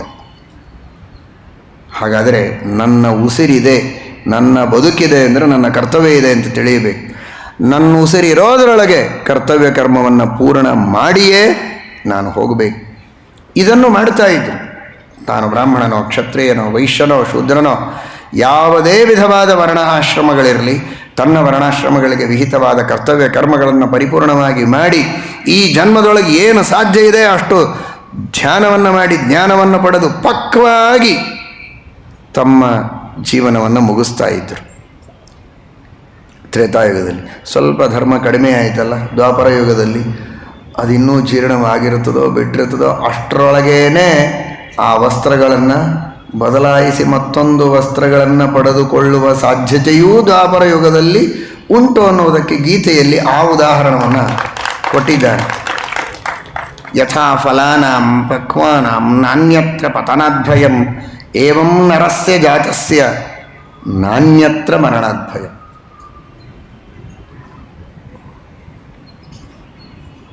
ಆದ್ದರಿಂದ ಮರಣ ಇದು ಸಹಜ, ಅದಕ್ಕಾಗಿ ನಾವು ದುಃಖ ಪಡುವುದು ಬೇಕಾಗಿಲ್ಲ. ಯಥಾಗಾರಂ ದೃಢಸ್ಥೂಣಂ ಜೀರ್ಣಂ ಭೂತ್ವೋಪಸೀದತಿ ತಥಾವಸೀದಂತಿ ನರಾಹ ಜರ ಮೃತ್ಯುಪಸಂಗ ವಶಂಗತ. ಮನೆ ಕಟ್ತಾರೆ, ಎಷ್ಟು ಚೆನ್ನಾಗಿ ಕಟ್ಟಿರ್ತಾರೆ, ಎಂಥ ಮನೆ. ಈಗಿನ ಮನೆಗಳಂತೂ ನೋಡಿದರೆ ವಾಲ್ಮೀಕಿಗಳು ಏನು ಹೇಳ್ತಾ ಇದ್ರೋ ಏನೋ, ಅದು ಪ್ರಾಚೀನ ಕಾಲದ ಮನೆಗಳು, ಭಾರಿ ಭಾರಿ ನೂರಾರು ವರ್ಷ ಇರೋವಂಥ ಮನೆಗಳು, ಮಣ್ಣಿನ ಕಟ್ಟಡ, ಆದರೆ ಅದರ ಬಾಳು ನೂರಾರು ವರ್ಷ. ಇವತ್ತು ಭಾರೀ ಸಿಮೆಂಟು ಕಬ್ಬಿಣಗಳನ್ನು ಉಪಯೋಗಿಸಿ ಮಜಬೂತ್ ಕಟ್ಟಡ ಅಂತ ಕಟ್ಟೋದು. ಏನು ಮಜಬೂತು? ಎಷ್ಟು ಮಜಬೂತು? 40 ವರ್ಷ ಇರ್ತದೆ. ಇನ್ನೂ ಬೇಕು ಅಂದರೆ 20 ವರ್ಷವೂ ಇರ್ತದೆ. ಯಾಕೆ ಚಿಂತೆ ಮಾಡ್ತೀವಿ? ಆದರೆ ಬರೇ ಮಣ್ಣಿನಿಂದ ಕಟ್ಟಿದಂತಹ ಕಟ್ಟಡ ನೂರಾರು ವರ್ಷ ಇರ್ತಾ ಇತ್ತು ಪ್ರಾಚೀನ ಕಾಲದಲ್ಲಿ. ಅದು ಕಟ್ಟುವ ರೀತಿ ಹಾಗಿತ್ತು. ಅಂತಹ ಕಲ್ಲಿನ ಕಟ್ಟಡಗಳೇನು, ಸಾವಿರಾರು ವರ್ಷಗಳಿರುವ ದೇವಸ್ಥಾನಗಳ ಕಟ್ಟಡಗಳು, ಅಂಥ ಕಾಲದಲ್ಲಿ ಹೇಳುವ ಮಾತು ಶ್ರೀರಾಮಚಂದ್ರ, ಯಥಾಗಾರಂ ದೃಢಸ್ಥೂನಂ. ಅಷ್ಟಿದ್ದರೂ ಒಂದು ದಿನ, ಸಾವಿರಾರು ವರ್ಷ ಆದಮೇಲಾದರೂ ಅದು ಜೀರ್ಣ ಆಗತ್ತೆ. ಹಾಗೆ ತಾನೇ ಆದದ್ದು. 60,000 ವರ್ಷಗಳು ಕಳೆದ ಮೇಲೆ ತಾನೇ ಜೀರ್ಣ ಆದದ್ದು ದಶರಥನ ದೇಹ. ಅಷ್ಟು ಬೇಗ ಜೀರ್ಣ ಆದದ್ದಲ್ಲ. ಹಾಗಾದರೆ ಎಷ್ಟು ದಿನ ಇದ್ದರೂ ಒಂದು ದಿನ ಜೀರ್ಣವಾಗತ್ತೆ ಎನ್ನುವುದನ್ನು ಎಕ್ಸ್ಪೆಕ್ಟ್ ಮಾಡಬೇಕು. ನಾನು ಕಟ್ಟಿದ ಮನೆ ಇದು ಕೊನೆಯವರೆಗಿರುತ್ತೆ ಅಂತ ತಿಳಿಯಬಾರದು. ಹಾಗೆ ಈ ದೇಹವು ಒಂದು ಮನೆ ಇದ್ದಂತೆ. ದಶರಥನ ಆಯುಷ್ಯ ಏನು ಕಡಿಮೆ ಅಲ್ಲ. ಅವನು ಮಾಡಿದ ಯಜ್ಞ ಯಾಗಾದಿಗಳಿಗೇನು ಕೊರತೆ ಇಲ್ಲ. ಬೇಕಾದಷ್ಟು ಯಜ್ಞ, ಬೇಕಾದಷ್ಟು ಯಾಗಗಳು, ದಾನಗಳು, ಧರ್ಮಗಳು, ತೀರ್ಥಯಾತ್ರೆಗಳು, ಪರೋಪಕಾರ, ಇಡೀ 10 ದಿಕ್ಕುಗಳಲ್ಲಿ ಅವನ ಕೀರ್ತಿ ವ್ಯಾಪ್ತವಾಗಿದೆ. ಇನ್ನೇನು ಅವನಿಂದ ಅಪೇಕ್ಷೆ ಪಡಬೇಕಾದದ್ದುಂಟು? ಯಾಕೆ ದುಃಖ ಪಡ್ತೀರ? ಅವನು ಸತ್ತಿದ್ದಾನೆ ನಿನಗೋಸ್ಕರ ಅಂತ ಹೇಳಿ ನನಗೆ ಅದನ್ನು ನೀನು ನಿಮಿತ್ತ ಮಾಡಿಕೊಂಡು ನನ್ನ ಧರ್ಮವನ್ನು ಪರಿತ್ಯಾಗ ಮಾಡಲಿಕ್ಕೆ ನೀನು ಹೇಳಬೇಡ. ಅತ್ಯೇತಿ ರಜನೀಯಾತು ಸಾನ ಪ್ರತಿನಿವರ್ತತೆ ಯಾತ್ಯೇವ ಯಮುನಾ ಪೂರ್ಣಂ ಸಮುದ್ರ ಮುದಕಾರಣವಂ. ಹೆಸರಿಗೆ ಭರತನಿಗೆ ಉತ್ತರ, ನಮ್ಮೆಲ್ಲರಿಗೆ ಸಂದೇಶವನ್ನು ಕೊಡ್ತಾನೆ. ಕಳೆದ ರಾತ್ರಿ ಮತ್ತೆ ಬರೋದಿಲ್ಲ. ರಾತ್ರಿ ಕಳೆಯಿತು, ಹಗಲಾಯಿತು, ಸ್ನಾನ ಆಯಿತು, ಉಪಹಾರ ಆಯಿತು, ಊಟ ಆಯಿತು, ನಿದ್ರೆ ಆಯಿತು, ಇದರೊಳಗೇ ಇರ್ತದೆ. ಏನರ್ಥ ಒಂದು ರಾತ್ರಿ ಕಳೆಯಿತು ಅಂದರೆ? ಎಂಥ ದೊಡ್ಡ ಒಂದು ಆಯುಷ್ಯ, 24 ಗಂಟೆಯ ಒಂದು ದೊಡ್ಡ ಆಯುಷ್ಯ. ಒಂದು ದಿನವನ್ನು ಕಳೆದಾಗ, ಅಹೋರಾತ್ರವನ್ನು ಕಳೆದಾಗ ನಾವು ಕಳೆದುಕೊಂಡೆವು ಅನ್ನುವ ಎಚ್ಚರ ಇರಬೇಕು. ಹೌದಾ, ಕಳೆದುಕೊಂಡುವ ಮತ್ತೆ ತಗೊಳ್ತೇವೆ ಅನ್ನುವಂಥ ವಸ್ತುವ? ಮತ್ತೆ ಬಾರದ ವಸ್ತು, ಕಳೆದು ಹೋದದ್ದು ತಿರುಗಿ ಬರದೇ ಇರುವುದು. ಯಮುನೆ, ಗಂಗೆ ಸಮುದ್ರವನ್ನು ಸೇರ್ತವೆ. ಸೇರಿದರೆ ಮುಗಿದು ಹೋಯ್ತು, ಮತ್ತೆ ಬರೋ ಹಾಗಿಲ್ಲ. ಆ ರೀತಿ ಕಳೆದ ಅಹೋರಾತ್ರಾಣಿ ಗಚ್ಚಂತಿ ಸರ್ವೇಷಾಂ ಪ್ರಾಣಿನಾಮಿಹ ಆಯುಂಷಿ ಕ್ಷಪಯಂತ್ಯಾಶು ಗ್ರೀಷ್ಮೆ ಜಲಮಿವಾಂಶವಃ ಆತ್ಮಾನಮನುಶೋಚತ್ವಂ ಕಿಮನ್ಯಮನುಶೋಚಸಿ ಆಯುಸ್ತು ಹೀಯತೆ ಯಸ್ಯ ಸ್ಥಿತಸ್ಯಾಸ್ಯ ಗತಸ್ಯ ಚ. ದಶರಥ ಅಂತ ಅಳ್ತಾ ಇದ್ದೀಯಲ್ಲ, ನಿನಗೋಸ್ಕರ ನೀನು ಅಳು, ಅವನಿಗೋಸ್ಕರ ಯಾಕೆ ಅಳ್ತಿ? ನನ್ನ ಆಯುಷ್ಯ ಹೋಗ್ತಾ ಇದೆ ಅಂತ ಬಡಿದುಕೋ, ನನ್ನ ಆಯುಷ್ಯ ಕಳೀತಾ ಇದೆ ಅಂತ ಅಳು. ಒಂದು ಸೂರ್ಯೋದಯವಾದರೆ, ಒಂದು ಸೂರ್ಯಾಸ್ತವಾದರೆ, ಗಡಿಯಾರದೊಳಗೆ 1 ಸೆಕೆಂದಿನ ಮುಳ್ಳು ಆಚೆ ಈಚೆ ಸರದರೆ ಏನು? ಪ್ರತಿ ಕ್ಷಣಕ್ಕೂ ಸರಿಯತ್ತೆ. ಸರದಾಗೆಲ್ಲ ನಿನ್ನ ಹೃದಯ ಸರಿಯಬೇಕು, ನಡುಗಬೇಕು. ನನ್ನ ಆಯುಷ್ಯ ಸರಿತಾ ಇದೆ ಎನ್ನುವ ಎಚ್ಚರ ಬೇಕು. ಆಯುಷ್ಯವನ್ನು ಸಾರ್ಥಕ ಮಾಡಿಕೊಳ್ಳಬೇಕು. ಸಾರ್ಥಕವಾಗ್ತಾ ಇಲ್ಲ ಅಂದರೆ ಅಳಬೇಕು. ಆ ತರಹದ ಅಳು ನಿನ್ನಲ್ಲಿರಬೇಕು. ನೀನು ಅತ್ಯಲ್ಲ ಇಷ್ಟೊತ್ತು ಅಂತ ಅಂದೆಲ್ಲ, ಹೀಗೆ ಅಳಬೇಕು ನೀವೆಲ್ಲ ಅಂತ ನಿಮಗೆ ತೋರಿಸಿದೆ. ನಮ್ಮ ಸಾಧನೆ ಪರಿಪೂರ್ಣವಾಗ್ತಾ ಇಲ್ಲ. ಪರಿಪೂರ್ಣವಾಗಿ ಸಾಧನೆ ಆಗ್ತಾ ಇಲ್ಲ ಅಂದರೆ ಏನು ಮಾಡಬೇಕು? ತಪ್ಪು ಮಾಡಿದಾಗ ನಿಲ್ಲಬೇಕು, ಒಂದು ಕಾಲ ಮೇಲೆ ನಿಲ್ಲಬೇಕು. ಹೇಗೆ ನಿಲ್ಲಬೇಕು? ಮೊದಲು ತಾನು ಟೀಚರ್ ನಿಂತು ತೋರಿಸ್ತಾರೆ, ಹೀಗೆ ನಿಲ್ಲಬೇಕು ನೀವೆಲ್ಲ ಅಂತ ಮಕ್ಕಳಿಗೆ. ಹಾಗೆ ನಮ್ಮ ಟೀಚರ್ ತಪ್ಪು ಮಾಡಿರ್ತಾರಾ? ಅಲ್ಲ, ನೀವು ತಪ್ಪು ಮಾಡಿದ್ದೀರಾ.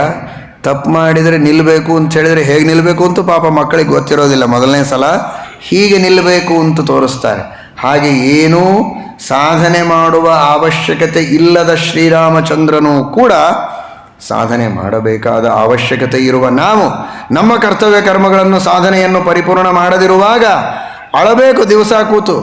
ನನ್ನ ಸಾಧನೆ ಪೂರ್ಣ ಆಗಿಲ್ಲ, ಆಯುಷ್ಯ ಹೋಗ್ತಾ ಇದೆ ಅಂತ ಹೇಳಬೇಕು? ನಮಗೆ ಗೊತ್ತಿಲ್ಲ, ನಾ ಹತ್ತು ತೋರಿಸ್ತೀನಿ ನೋಡು ಅಂತ ಹತ್ತದ್ದು ದೇವರು ಹೊರತು ದೇವರಿಗೆ ದುಃಖ ಇಲ್ಲ. ಅರ್ಥ ಆಯ್ತಲ್ಲ? ನಮಗೆ ಅಳ್ಳಿಕ್ಕೂ ಚೆನ್ನಾಗಿ ಬರ್ತದೆ. ಯಾವಾಗ ಬರ್ತದೆ ಅಳ್ಳಿಕ್ಕೆ? ದುಡ್ಡು ಸಿಗದೇ ಇದ್ದರೆ, ಊಟ ಸಿಗದೇ ಇದ್ದರೆ ಅಳ್ಳಿಕ್ಕೆ ಬರ್ತದೆ. ಸಾಧನೆ ಮಾಡದೇ ಇದ್ದರೆ, ಆಧ್ಯಾತ್ಮಿಕ ಸಾಧನೆ ಧರ್ಮ ನನ್ನಿಂದ ನಡೆಯಲಿಲ್ಲ ಅಂದರೆ ಹೇಗೆ ಅಳಬೇಕು? ಆ ಅಳು ನಮಗೆ ಗೊತ್ತಿಲ್ಲ. ಅದನ್ನು ರಾಮ ಕಲಿಸಿದ್ದಾನೆ. ಆತ್ಮಾನ ಮನುಷೋಚತ್ವಂ ಕಿಮನ್ಯ ಮನುಷೋಚಸಿ ಆಯುಸ್ತಿ ಹೀಯತೆ ಯಸ್ಯ ಸ್ಥಿತಸ್ಯಾಸ್ಯ ಗತಸ್ಯ ಚ ಸಹೈವ ಮೃತ್ಯುರ್ವ್ರಜತಿ ಸಹ ಮೃತ್ಯುರ್ನಿಷೀದತಿ ಗತ್ವಾ ಸುದೀರ್ಘಮಧ್ವಾನಂ ಸಹ ಮೃತ್ಯುರ್ನಿವರ್ತತೆ. ಅಪರೂಪದ ಘಟನೆ ಎದುರಾದಾಗ ಮನುಷ್ಯ ಭಯಪಡಬೇಕು, ದುಃಖ ಪಡಬೇಕು, ಅಳಬೇಕು. ಯಾವಾಗಲೂ ಜೊತೆಗಿರುವಂತಹ ವಸ್ತು. ನಮಗೆ ಶೆಕೆ ಆಗ್ತಾ ಇದೆ, ಅಳಬೇಕೇನದೆ ಆಗತ್ತೆ. ಬೇಸಿಗೆ ಒಳಗೆ ಶೆಕೆ ಆಗತ್ತೆ, ಅದು ಸಿದ್ಧವಾದದ್ದು. ಗಾಳಿ ಬರುತ್ತೆ, ಅಳಬೇಕಾ? ಚಳಿಗಾಲದಲ್ಲಿ ಚಳಿ ಆಗ್ತಾ ಇರ್ತದೆ. ಇದೇ ಚಳಿ ಈ 2 ತಿಂಗಳು ಇರುತ್ತೆ ಬೆಂಗಳೂರಲ್ಲಿ ಅಂತ ಅದು ನಿಶ್ಚಯ. ಅಳೋದೇನಿದೆ ಅದರಲ್ಲಿ? ಮೃತ್ಯು ಯಾವಾಗಲೂ ನಮ್ಮ ಜೊತೆಗಿರುವಂತಹ ವಸ್ತು, ಅದು ಯಾವಾಗೋ ಬರೋದಿಲ್ಲ. ಸಹೈವ ಮೃತ್ಯುರು ವರ್ಜತಿ, ಹುಟ್ಟಿದ ದಿನವೇ ಮೃತ್ಯು ನಮ್ಮ ಜೊತೆಗೆ ಪ್ರಯಾಣ ಮಾಡ್ತಾ ಇದೆ. ಅದು ಸ್ವಲ್ಪ ಸ್ವಲ್ಪ ಆಯುಷ್ಯವನ್ನು ಹರಣ ಮಾಡ್ತಾ ಇದೆ. ಒಂದು ದಿನ ಪೂರ್ಣ ಆಯುಷ್ಯವನ್ನು ಮುಗಿಸ್ತದೆ. ಅದು ಸಹಜವಾದ ಪ್ರಕ್ರಿಯೆ. ದಿನಗಳು ಉರುಳುತ್ತಾ ಇವೆ ಅಂತ ದುಃಖ ಪಡೋದಾ? ಅಲ್ಲ. ಹಾಗೆ ಮೃತ್ಯು ಬಂದರೆ ದುಃಖ ಪಡೋದೆ. ಬರದೇ ಇದ್ದರೆ ಆಶ್ಚರ್ಯ. ಸಹೈವ ಮೃತ್ಯುರು ಬರಜತೆ. ನಾವು ಕೂತ್ರೆ ಅದು ಕೂಡತ್ತೆ, ನಾವು ನಿಂತರೆ ನಿಲ್ಲುತ್ತೆ, ನಾವು ನಡೆದ್ರೆ ನಡೆಯುತ್ತೆ, ನಾವು ಓಡಾಡ್ತಾ ಇದ್ರೆ ಅದು ಓಡಾಡ್ತಾ ಇರುತ್ತೆ. ನಮ್ಮನ್ನು ಬಿಟ್ಟು ಹೋಗೋದೇ ಇಲ್ಲ ಅದು. ಗತ್ವಾ ಸುದೀರ್ಘ ಮಧ್ವಾನಂ. ಎಷ್ಟೋ ಜನ್ಮಗಳಲ್ಲಿ ಹೀಗೆ ನಮ್ಮ ಜೊತೆಗೆ ಬರ್ತದೆ, ನಮ್ಮ ಪ್ರಾಣ ಹಿಂಡುತ್ತದೆ. ಸಹ ಮೃತ್ಯುರ್ ನಿವರ್ತತೆ. 2 ಅರ್ಥ. ಇವನನ್ನು ಕರೆದುಕೊಂಡೇ ಅದು ಹೋಗುತ್ತೆ ಅಂತ. ಅಥವಾ ಕೆಲವು ವ್ಯಾಖ್ಯಾನಕಾರರ ಪ್ರಕಾರ ಒಂದೊಮ್ಮೆ ಅದು ನಮ್ಮನ್ನು ಬಿಟ್ಟು ದೂರ ಸರಿಯುತ್ತೆ. ಅಂದರೆ ನಮ್ಮ ಸಾಧನೆಯ ಪರಿಪೂರ್ತಿಯಾದಾಗ, ನಾವು ಮೋಕ್ಷವನ್ನು ಹೊಂದಿದರೆ ಆಮೇಲೆ ಮೃತ್ಯು ಇಲ್ಲ. ಯದ್ಗತ್ವಾ ನ ನಿವರ್ತಂತೆ ತದ್ಧಾಮ ಪರಮಮಮ. ಅಲ್ಲಿಯವರೆಗೆ ಈ ಮೃತ್ಯು ಸಹಜ. ಸಹೈವ ಮೃತ್ಯುರ್ವ್ರಜತಿ ಸಹ ಮೃತ್ಯುರ್ನಿಷೀದತಿ ಗತ್ವಾ ಸುದೀರ್ಘ ಮಧ್ವಾನಂ ಸಹ ಮೃತ್ಯುರ್ನಿವರ್ತತೆ. ಅಷ್ಟು ಪ್ರೀತಿಯಿಂದ ಆ ಮೃತ್ಯುವನ್ನು ನೋಡಿ ಜೊತೆಗೇ ಇರ್ತದೆ. ತಲೆ ಮೇಲೆ ಕೈ ಆಡಿಸ್ತಾ ಇರಿ ಆಗಾಗ, ಇಲ್ಲದೇ ಇದ್ದರೆ ಅದು ನಿಮ್ಮ ತಲೆ ಮೇಲೆ ಕೈ ಆಡಿಸ್ತಾ. ಗಾತ್ರೇಷು ವಲಯ ಪ್ರಾಪ್ತಾ ಶ್ವೇತಾಶ್ಚೈವ ಶಿರೋರುಹಾ ಜರಯಾ ಪುರುಷೋ ಜೀರ್ಣ ಕಿಂಹಿ ಕೃತ್ವಾ ಪ್ರಭಾವಯೇ. ಮೈ ಮೇಲೆ ಭಾರೀ ದೃಢಕಾಯನಾದ ವ್ಯಕ್ತಿಗೆ ಕ್ರಮವಾಗಿ ತೊಗಲೆಲ್ಲ ಮುದುಡೆ ಆಗ್ತಾ ಇರ್ತದೆ, ಕೂದಲುಗಳೆಲ್ಲ ಬಿಳಿ ಆಗ್ತದೆ, ಮುಪ್ಪು ಬರ್ತದೆ, ಹಲ್ಲುಗಳು ಉದುರ್ತವೆ, ಮಾತುಗಳು ಸ್ಪಷ್ಟ ಇರೋದಿಲ್ಲ, ಅನಾರೋಗ್ಯ ಒಳಗೆ ಪ್ರವೇಶ ಮಾಡುತ್ತದೆ. ಇಷ್ಟು ಅನಿವಾರ್ಯವಾಗಿ ಎಲ್ಲರೂ ಅನುಭವಿಸಲೇಬೇಕಾದಂತಹ ಮುಪ್ಪನ್ನು ಯಾವ ಬಪ್ಪ ದಾಟುವುದಕ್ಕೆ ಸಾಧ್ಯ ಇದೆ? ಎಲ್ಲರೂ ಅದರ ಪ್ರಭಾವಕ್ಕೆ ಒಳಪಡುವವರು, ಅದನ್ನು ಮೀರುವಂಥವರಲ್ಲ. ನಂದಂತ್ಯುದಿತ ಆದಿತ್ಯೇ ನಂದಂತಿ ಅಸ್ತಮಿತೇ ಹಾನಿ ಆತ್ಮನೋ ನಾವಬುದ್ಧಂತೆ ಮನುಷ್ಯಾ ಜೀವಿತ ಕ್ಷಯಂ. ಸೂರ್ಯೋದಯವಾದರೆ ಆನಂದ ಪಡ್ತಾರೆ. ಬೇಕಾದಷ್ಟು ಹಣ ಗಳಿಸ್ಬೋದು ಅಂತ. ಕೆಲವರು ಸೂರ್ಯೋದಯ ನೋಡೋದಕ್ಕೆ ಆನಂದ ಪಡ್ತಾರೆ. ಎಷ್ಟು ಚೆನ್ನಾಗಿದೆ ಅಂತ. ಏನು ಚೆನ್ನಾಗಿದೆ? ಕೆಂಪಾಗಿದೆ, ಎಷ್ಟು ಆನಂದವಾಗ್ತದೆ. ಕೆಂಪು ಏನದು? ಡೇಂಜರ್ ಅದು. ನಿನ್ನ 1 ದಿನದ ಆಯುಷ್ಯ ಹೋಯಿತು, ಇಟ್ ಈಸ್ ವೆರಿ ಡೇಂಜರಸ್ ಅಂತ ತೋರಿಸೋದಕ್ಕೆ ಅದು ಕೆಂಪು. ಸೂರ್ಯಾಸ್ತ ಕೆಂಪು ಯಾಕೆ? ನಿನ್ನ ಆಯುಷ್ಯ ಹೋಯಿತು ಅಂತ ತೋರಿಸೋದಕ್ಕೆ. ನೀವು ಸಂತೋಷ ಪಡ್ತೀರಲ್ಲ, ತಲೆ ಇದೆಯಾ ನಿಮಗೆ ಅಂತಾನೆ ಶ್ರೀರಾಮಚಂದ್ರ. ನಂದಂತಿ ಉದಿತೆ ಆದಿತ್ಯೆ ನಂದಂತಿ ಅಸ್ತಮಿತೆ ಅಹನಿ ಆತ್ಮನೋ ನಾವಬುದ್ಧಂತೆ ಮನುಷ್ಯಾ ಜೀವಿತ ಕ್ಷಯಂ. ನಿಮ್ಮ ಕ್ಷಯದ ಸೂಚಕ ಅದು. ಆ ಸಂದರ್ಭದಲ್ಲಿ ಸಂಧ್ಯಾವಂದನೆ ಮಾಡಿ, ದೇವರ ಧ್ಯಾನ ಮಾಡಿ, ಪ್ರಾರ್ಥನೆ ಮಾಡಿಕೊಳ್ಳಿ, ಆಯುಷ್ಯ ಸಾರ್ಥಕ ಮಾಡಿಕೊಳ್ಳೋ ಪ್ರಯತ್ನ ಮಾಡಿ. ಮಜಾ ಮಾಡಬೇಡಿ, ಆನಂದ ಪಡಬೇಡಿ. ಈ ಒಂದು ಸಂದೇಶವನ್ನು ಶ್ರೀರಾಮಚಂದ್ರ ಭರತನಿಗೆ ನೀಡುವ ಮೂಲಕ ಸಕಲ ಮಾನವರಿಗೆ ನೀಡುತ್ತಾ ಇದ್ದಾನೆ, ಸಕಲ ಸಜ್ಜನರಿಗೆ ಉಪದೇಶ ಮಾಡ್ತಾ ಇದ್ದಾನೆ. ಆ ಸಂದೇಶವನ್ನು ಜೀವನದಲ್ಲಿ ಅಳವಡಿಸಿಕೊಂಡು ವೈರಾಗ್ಯವನ್ನು ರೂಢಿಸಿಕೊಳ್ಳುವ ಪ್ರಯತ್ನವನ್ನು ಮಾಡಿ ಶ್ರೀರಾಮಚಂದ್ರನ ಅನುಗ್ರಹಕ್ಕೆ ಪಾತ್ರರಾಗೋಣ. ಹರಯೇ ನಮಃ. ಶ್ರೀಕೃಷ್ಣ.